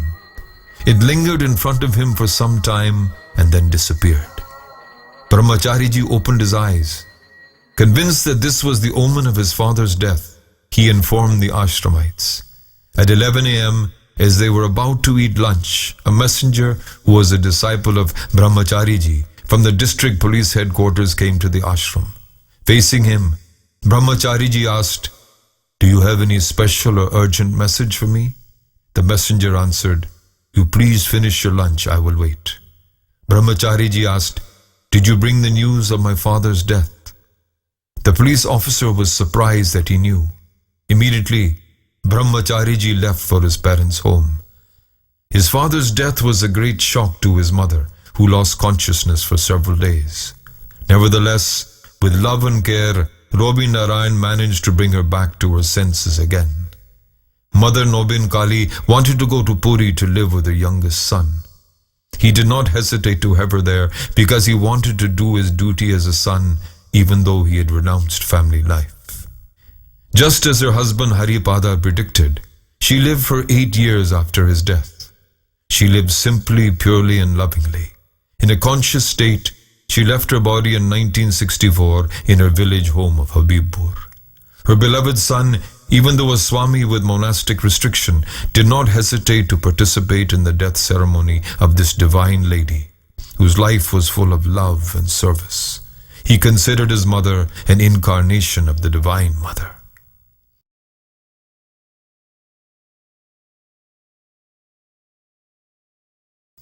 Robi Narayan's 20 years of brahmachari life ended on Wednesday, May 27, 1959. Consulting the Indian calendar, Jagat Guru Shankaracharya chose the 13th day of Vaishakha as the day for Robi Narayan's initiation into monastic life. Before taking sannyasa from this renowned monk, Brahmachari ji asked his guru for many details about monastic life and its restrictions. The great guru replied, "A monk should always be humble and God conscious. He should not have the slightest sense of greed or lust. When he accepts the sacred robe of ochre color, a symbol of fire in the body, he should be free from body consciousness and always merged in the divine. A monk should spend his time in spiritual practice, meditation, self-study, and study of holy scriptures. The monk should always manifest universal love." The initiation ceremony took place in Sri Yukteswar ji's temple at Karar Ashram. Jagat Guru Bharti Krishna initiated him on behalf of Swami Sri Yukteswar with the monastic name of Giri. He directed Robi Narayan not to shave his head.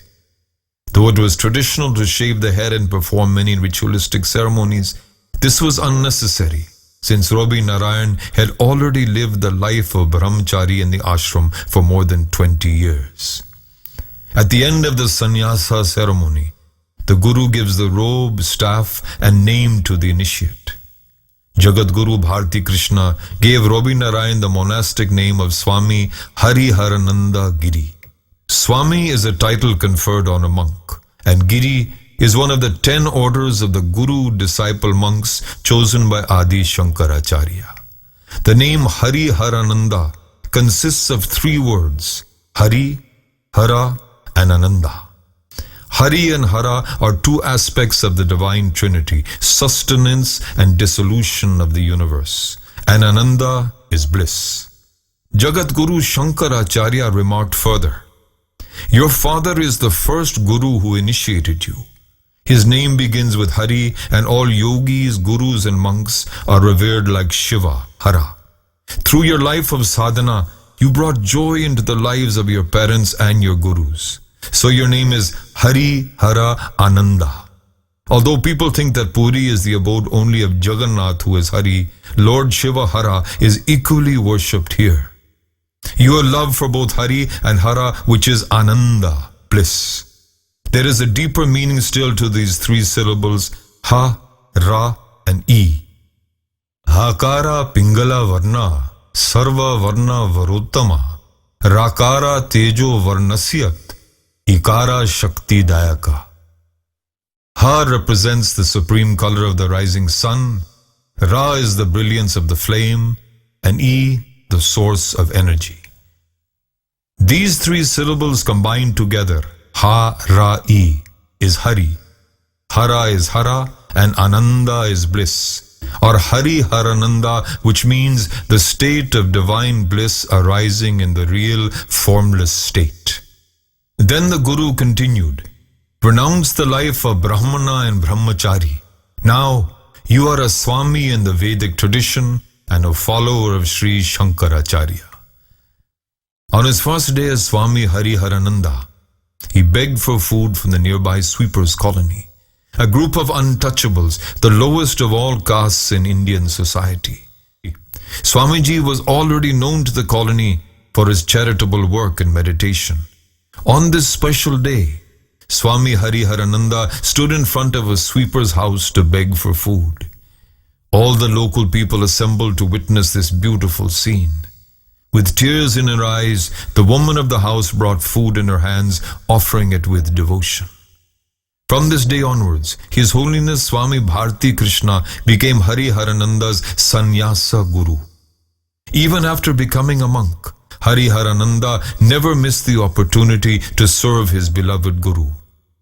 The Jagat Guru wanted to appoint his beloved Swami Hariharananda as successor to this ancient mutt and to the most respected position of Shankaracharya.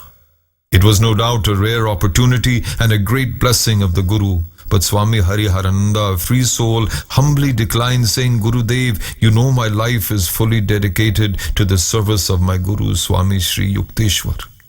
The position of Shankaracharya demands restricted activities, numerous ritualistic practices and protocol.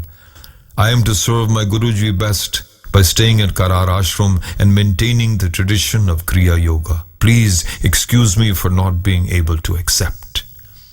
The loving Guru understood the mind and heart of his disciple and so accepted his decision.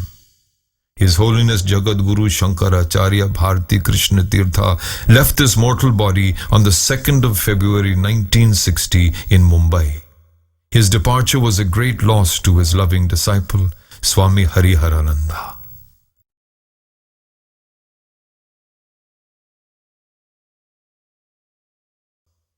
From 1948 onwards, Swami Hariharananda suffered low blood pressure, and towards the middle of 1958, the condition became acute, leaving him seriously ill and bedridden. From his astrological chart, he knew that this would be the worst period of his life, and he suspected it might even be the end. On the night of 27th September 1958, as he lay in bed, he prayed to the Divine Mother. No prayer goes unanswered, for God is full of compassion. The Divine Mother Kali appeared before him in her holy effulgence. The entire room was full of light. He narrated later, beautiful aromatic fragrance spread all around. Her charming smile was clearly visible through a condensed mass of blue light surrounding her. She raised a hand towards him and said, "You will be all right, my child. You will live to fulfill the mission for which you have come here. However, you will have to suffer a little more, but have patience. I am with you always." The vision faded, but Hariharananda ji eventually regained strength. After a few days, the ailment disappeared. Swamiji's divine powers were frequently apparent among those at the ashram as well as abroad among strangers. A true philanthropist, he kept many poor and helpless orphan children in the ashram and took loving care of them. Even when the financial condition of the ashram was not good, he helped these children in every way possible. One evening, all the children came to Swamiji and inquired, "We want sandesh, a special Indian sweet tomorrow. Can you give it?" He consented without a second thought. Then they said, "We will eat sandesh for breakfast, lunch and dinner. We will not take any rice or anything else, only sandesh." Swamiji prayed to God about his promise to the children, for he realized there was in fact not enough money to provide sandesh. In the morning, as he entered his meditation room where the idol of Mother Kali resided, all the children of the ashram ran towards him to remind him of last night's promise. Swamiji smiled and said, "Please, all of you meditate outside until I finish my worship." He closed the door and became absorbed in meditation. He prayed to the Divine Mother for the children. Hearing someone knock on the door, he regained normal consciousness. Opening the door, he saw an old lady who lived in the neighborhood. She stood with a big metal plate of sweets covered by a new piece of cloth, and she held a metal cup of water.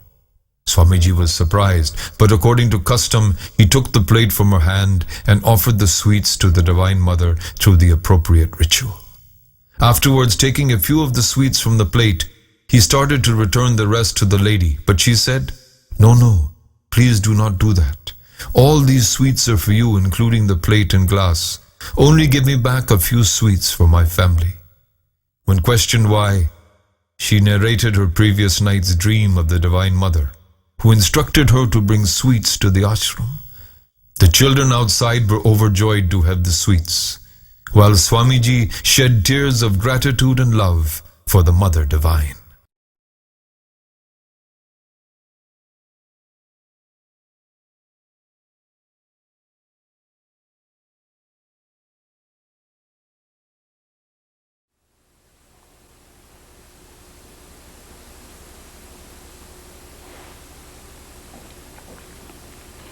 एको देवो सर्वभूतेषु गूढ़ः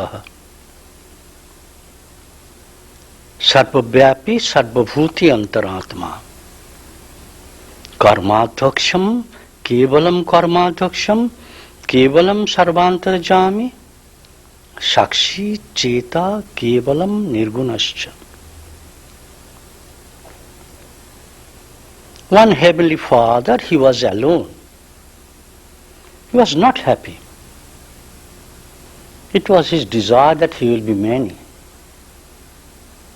So he thought how to make creation. And after creating the whole universe, he entered into the creation. And he is abiding in every human being, hiding himself. The baby has the softest place on the fontanelle. Through that place he entered into every human being, hiding there. So by the practice of this, the third posture of the second technique, that will give you complete cleanliness in the brain.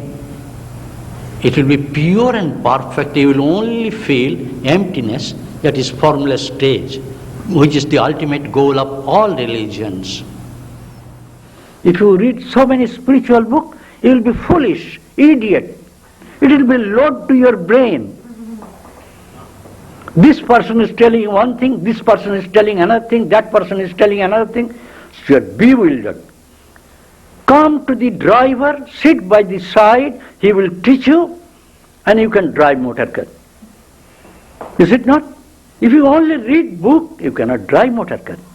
If you go in the restaurant and see the menu which is written there, committed to your memory, your belly will not be fulfilled. You will get more appetite, more thirst.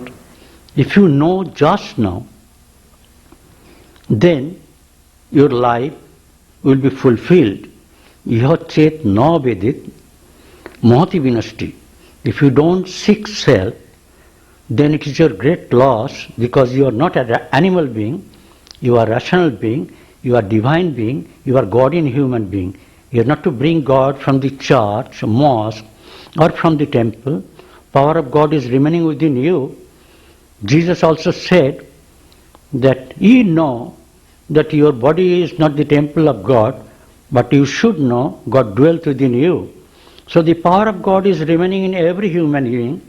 If you practice this Kriya Yoga technique, you will get physical change, mental change, intellectual change, and all-round change. You will never get headache, you will never get heart pain, you will never get stomach pain, you will get prompt understanding, ready wit, quickest decision, your memory will be sharp. It is for all persons, even for the students. Is it not? I am telling that we are the children of one Heavenly Father. His imperishable life energy pervades all over our body cells. Atoms, tissues, diaphragm, skin, flesh, bone, marrow. And every 1 hour our cells are changing. Our whole formation, even the skin, it is changing. But we are not changing our bad habits. Anger, pride, cruelty.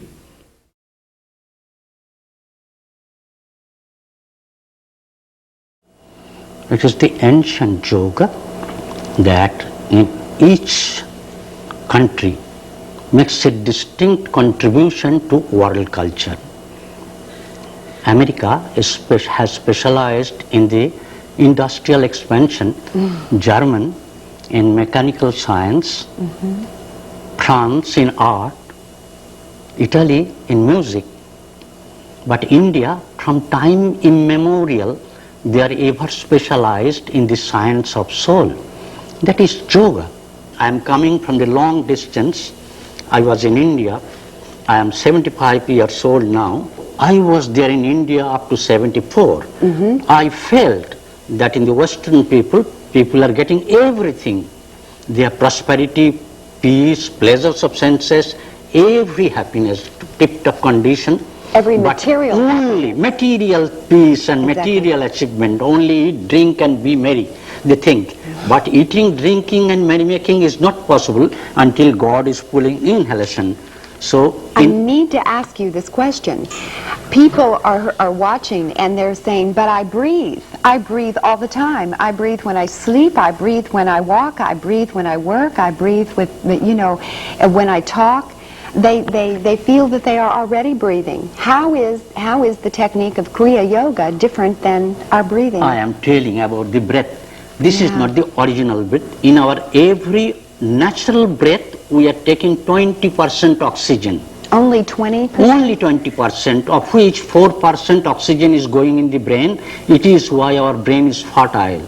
And 16% of the oxygen is going to purify the impure blood. And that blood is transformed into hemoglobin. Hemo means 16 chemicals: potassium, sodium, magnesium, zinc, phosphorus, copper, sulfur, iron, etc. And globin means 3 liquid protein: albumin, globulin, fibrinogen. They are going through our body. So we are taking long, deep breath. When we sleep, on that time we take long, deep breath like this. I am only demonstrating. We are taking breath like that.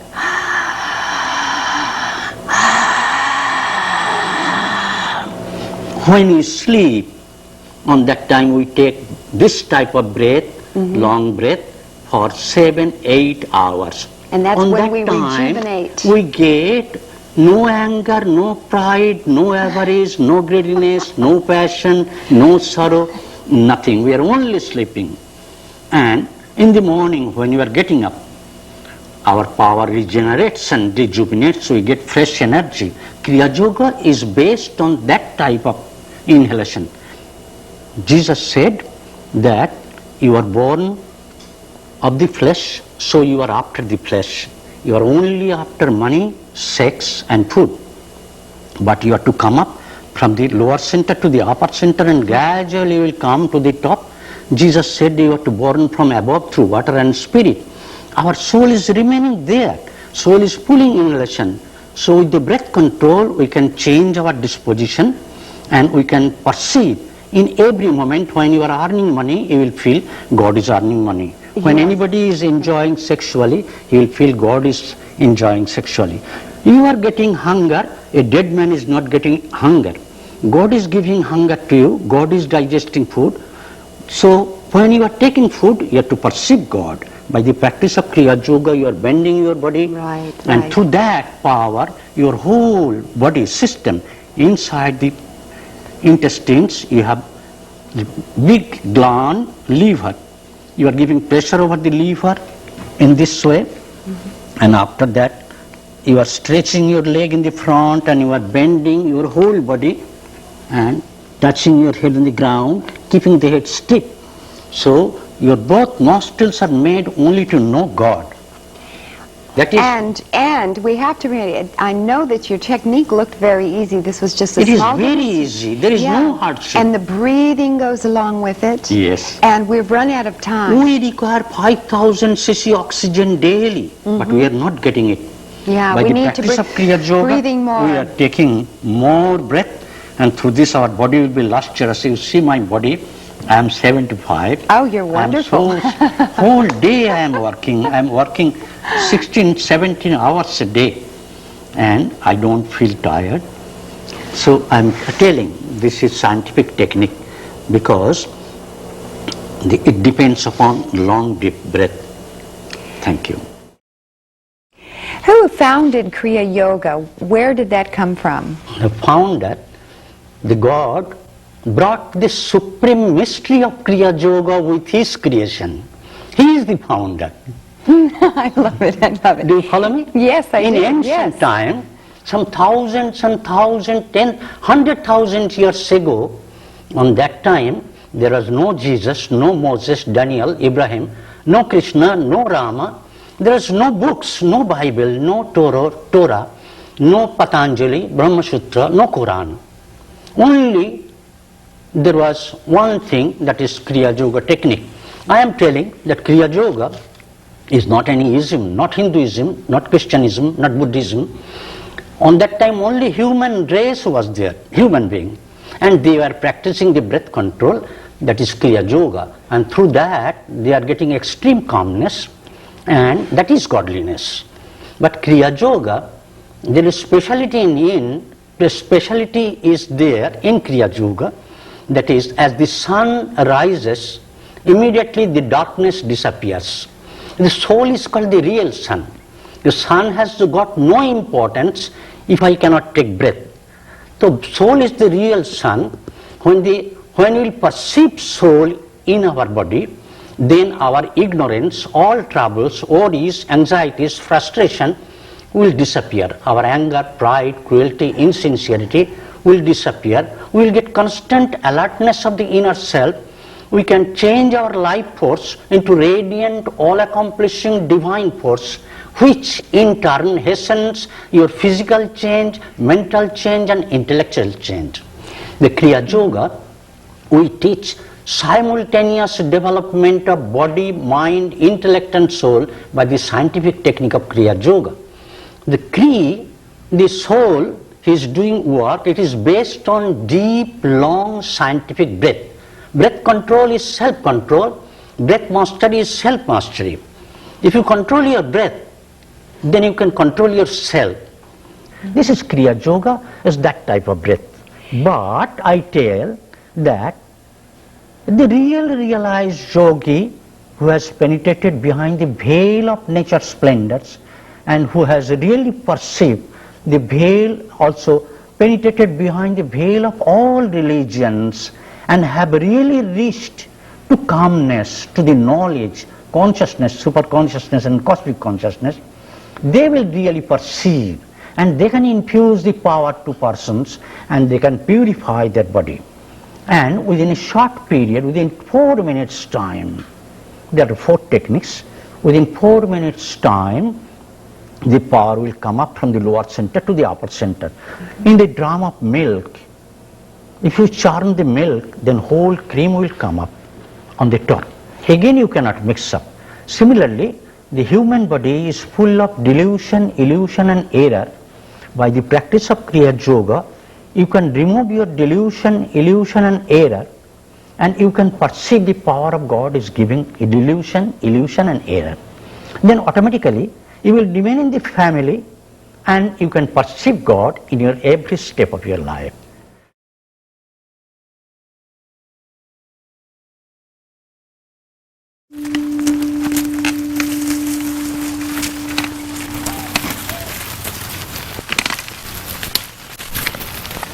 Hello, welcome, welcome. I'm very happy that you all have come here. So glad. Come here, sit down, sit down. This is the ashram for your soul culture, for God realization. So many mangoes are there. You see the mangoes.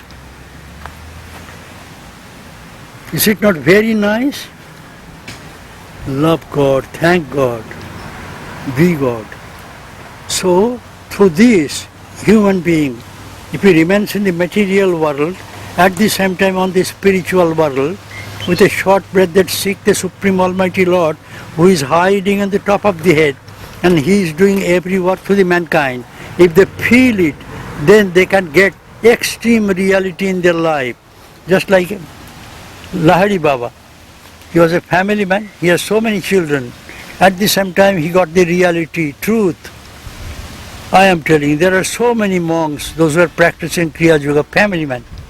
They are getting everything, at the same time they are getting God realization. This is the life. I roam all over the world and I spread this Kriya Yoga technique everywhere. Here I have come the last moment. At the age of my 92, I am also spreading this Kriya Yoga all over America. Now I am sitting here.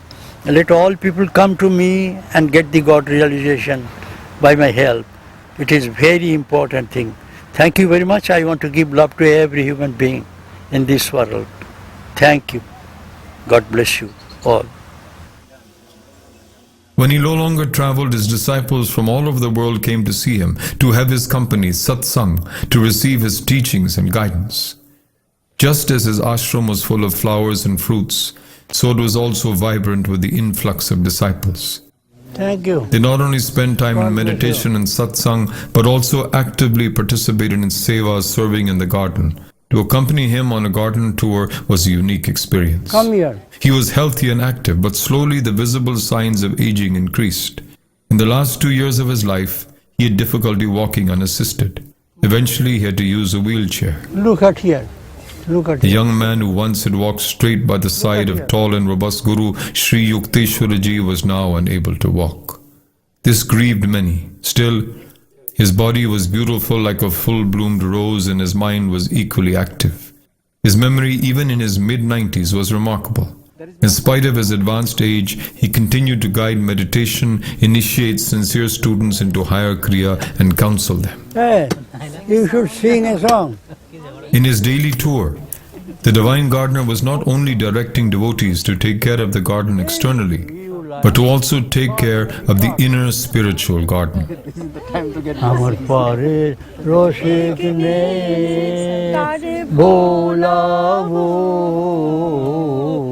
গান গেয়ে তারে বোলাবো পারে রোকে সেই ভরসায় চড়ে শেষ পারানির করে কণ্ঠে নিলেন গান কণ্ঠে নিলেন শেষ পারানির করে কণ্ঠে নিলেন গান কণ্ঠে নিলেন ওগো তোমরা মিছেই ভাবো আমি যাবই যাবই যাব বাংলো দুয়ার কাটলো দরা ধরে শেষ পারানির করি কণ্ঠে নিলেন গান কণ্ঠে নিলেন গান কণ্ঠে নিলেন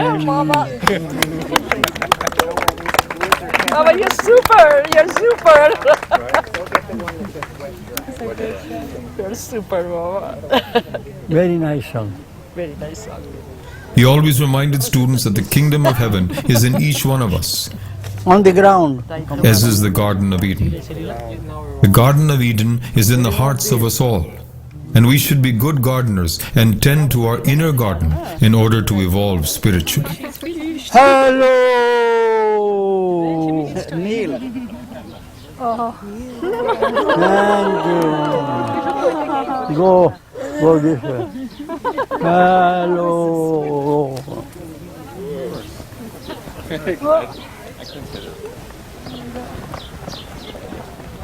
Guava one, guava is open. Oh, and the guava's open. But there are so many. ভজ গুরুর নাম জপ গুরুর নাম ভজ গুরুর নাম জপ গুরুর নাম শ্রী গুরুর নাম দিন তোমার আনন্দে যাবে ভজলে গুরুর নাম গুরুর ব্রহ্মা গুরুর বিষ্ণু গুরুর শিবরাম গুরুর সেবায় মোক্ষ মিলে ধর্ম অর্থ কাম গুরু ব্রহ্মা গুরুর বিষ্ণু গুরুর শিবরাম গুরুর সেবায় মোক্ষ মিলে ধর্ম অর্থ কাম ভজ গুরুর নাম ধয় যেন মোর সকল ভালো বাসা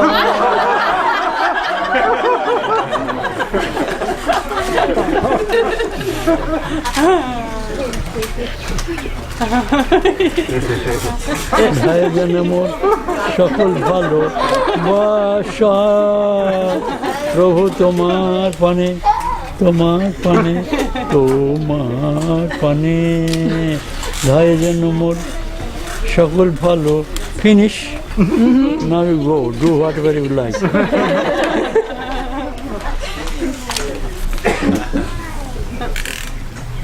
I am telling ধয় যেন মোর সকল ভালো বাসা all my love will run towards my breath, towards my Supreme Almighty Lord, who is inhaling from above. You should all do it. This is my birthday. I may die just now. The hole is there. You all can put me and give me so many stones over my body. 9 feet deep. I am happy just now. I want to finish.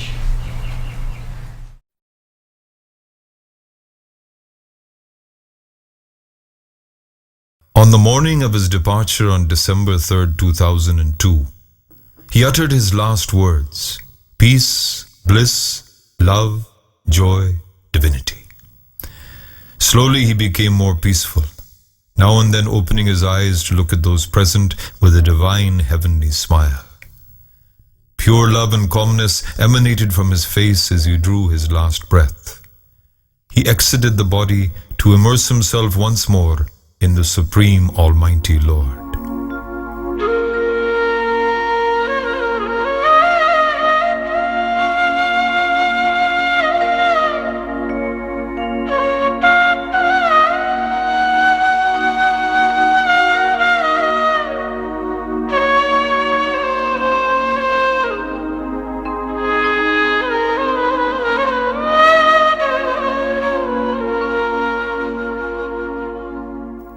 10th of December, the mortal body of Paramahamsa Hariharananda left the Florida ashram, homeward bound for the distant shores of Mother India to be laid to rest with his forefathers.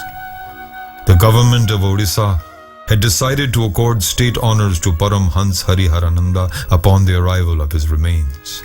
Never before has such an honor been bestowed upon a monk. Thousands of people from all over India had gathered and were present for his burial, including many monks from different traditions and Western disciples. His earthly remains were buried in accordance with traditional monastic burial rites, supervised by a Vedic priest from the local Puri Shankaracharya Govardhana Mutt.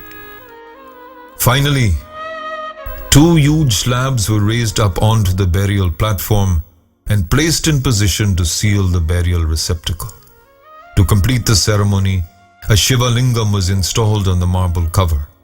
The Lingam was named Hari Harishwara and symbolizes his union with the divine. Paramahamsa Hariharananda's Samadhi temple, the Sri Guru temple, was inaugurated during his birth centenary year in 2006. It is a majestic temple that is not only the final resting place of Paramahamsa Hariharananda, but has beautiful statues of the Kriya Yoga masters that imbue this pilgrimage site with spiritual vibration.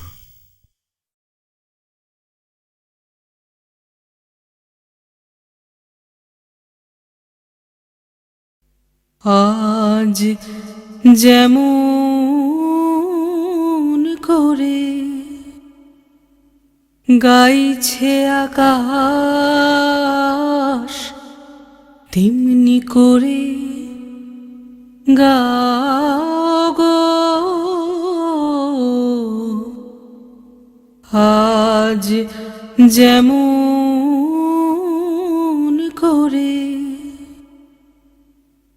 আজ যেমন করে চাইছে আকাশ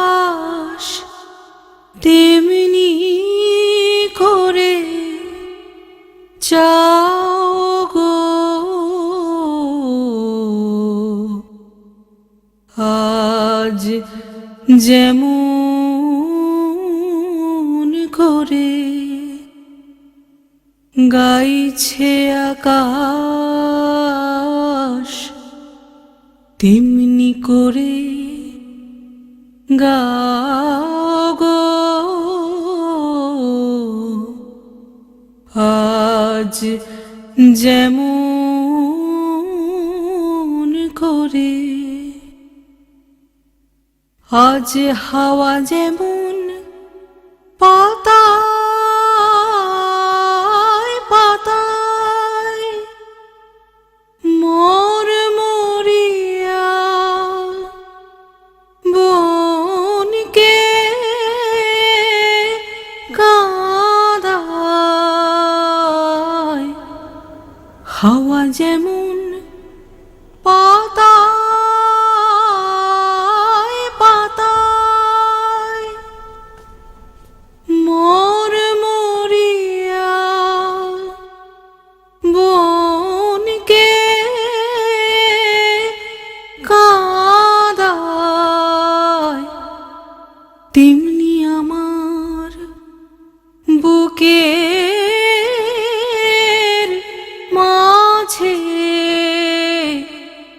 তেমনি আমার বুকের মাঝে কাঁদিয়া কাঁদাও গো আজ যেমন করে গাইছে আকাশ তেমনি করে গাও গো আজ যেমন করে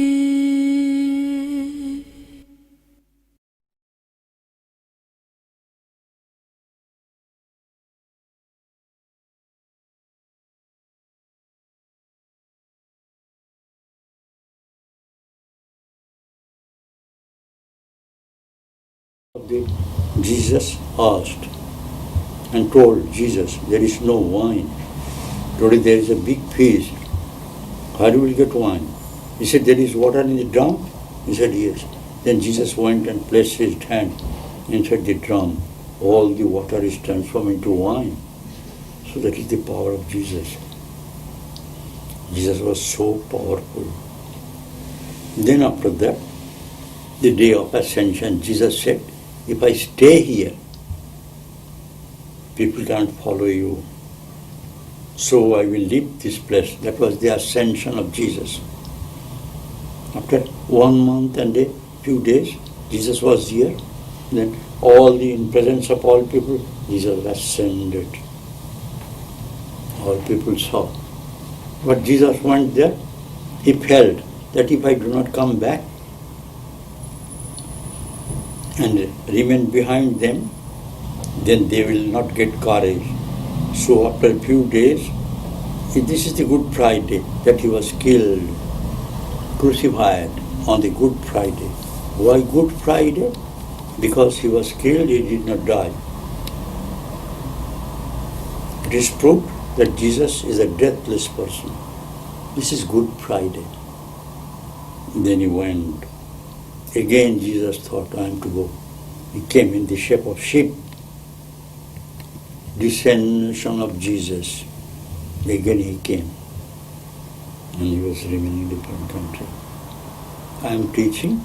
I wrote so many books, which is very essential for all human beings.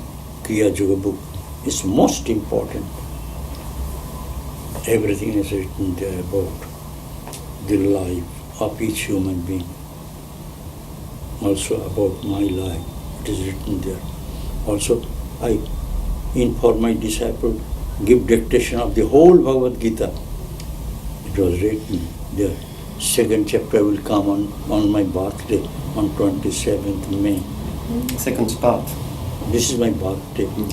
And on that day, Buddha was born on 27th May, full moon day. It's a special day. On that day, the second chapter of Bhagavad Gita will come out. It is metaphorical interpretation. And also third chapter will come after. Even many other books have come. Even Pragyanananda ji, also I told him to write about the Bible. He wrote the metaphorical interpretation of the Bible. That book is also there. There are so many books. That is very helping for the human being, for the world, for their upliftment. So, I am telling, if the people read that book and come to our touch, it is the simplest technique. Only will fix you. In scripture it is said, if the technique is not the simplest technique, easiest technique, then it is not the technique.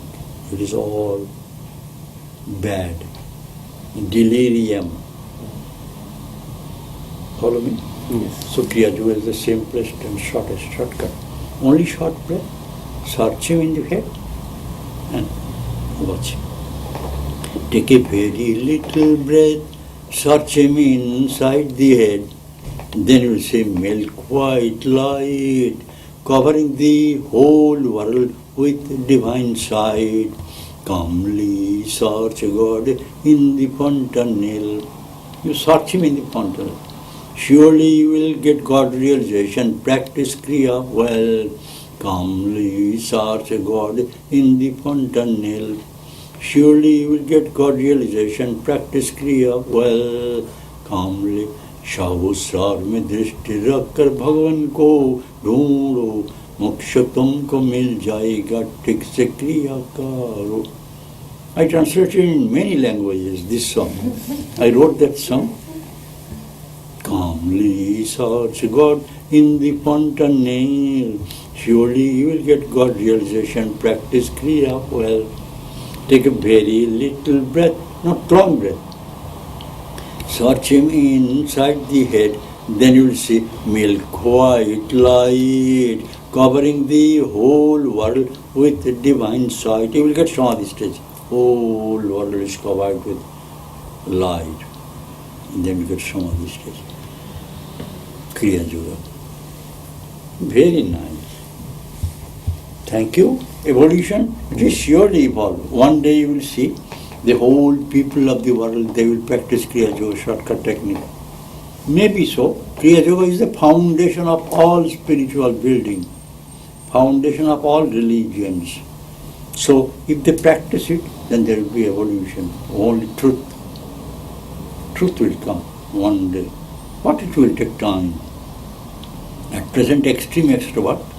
But still through that extrovert, if they practice this Kriya Yoga, they will get both the introvert and extrovert. That will be the easiest way, Kriya Yoga. That he will remain in the material world and he will remain free from the material world. Thank you very much. Thank you. Thank you. So,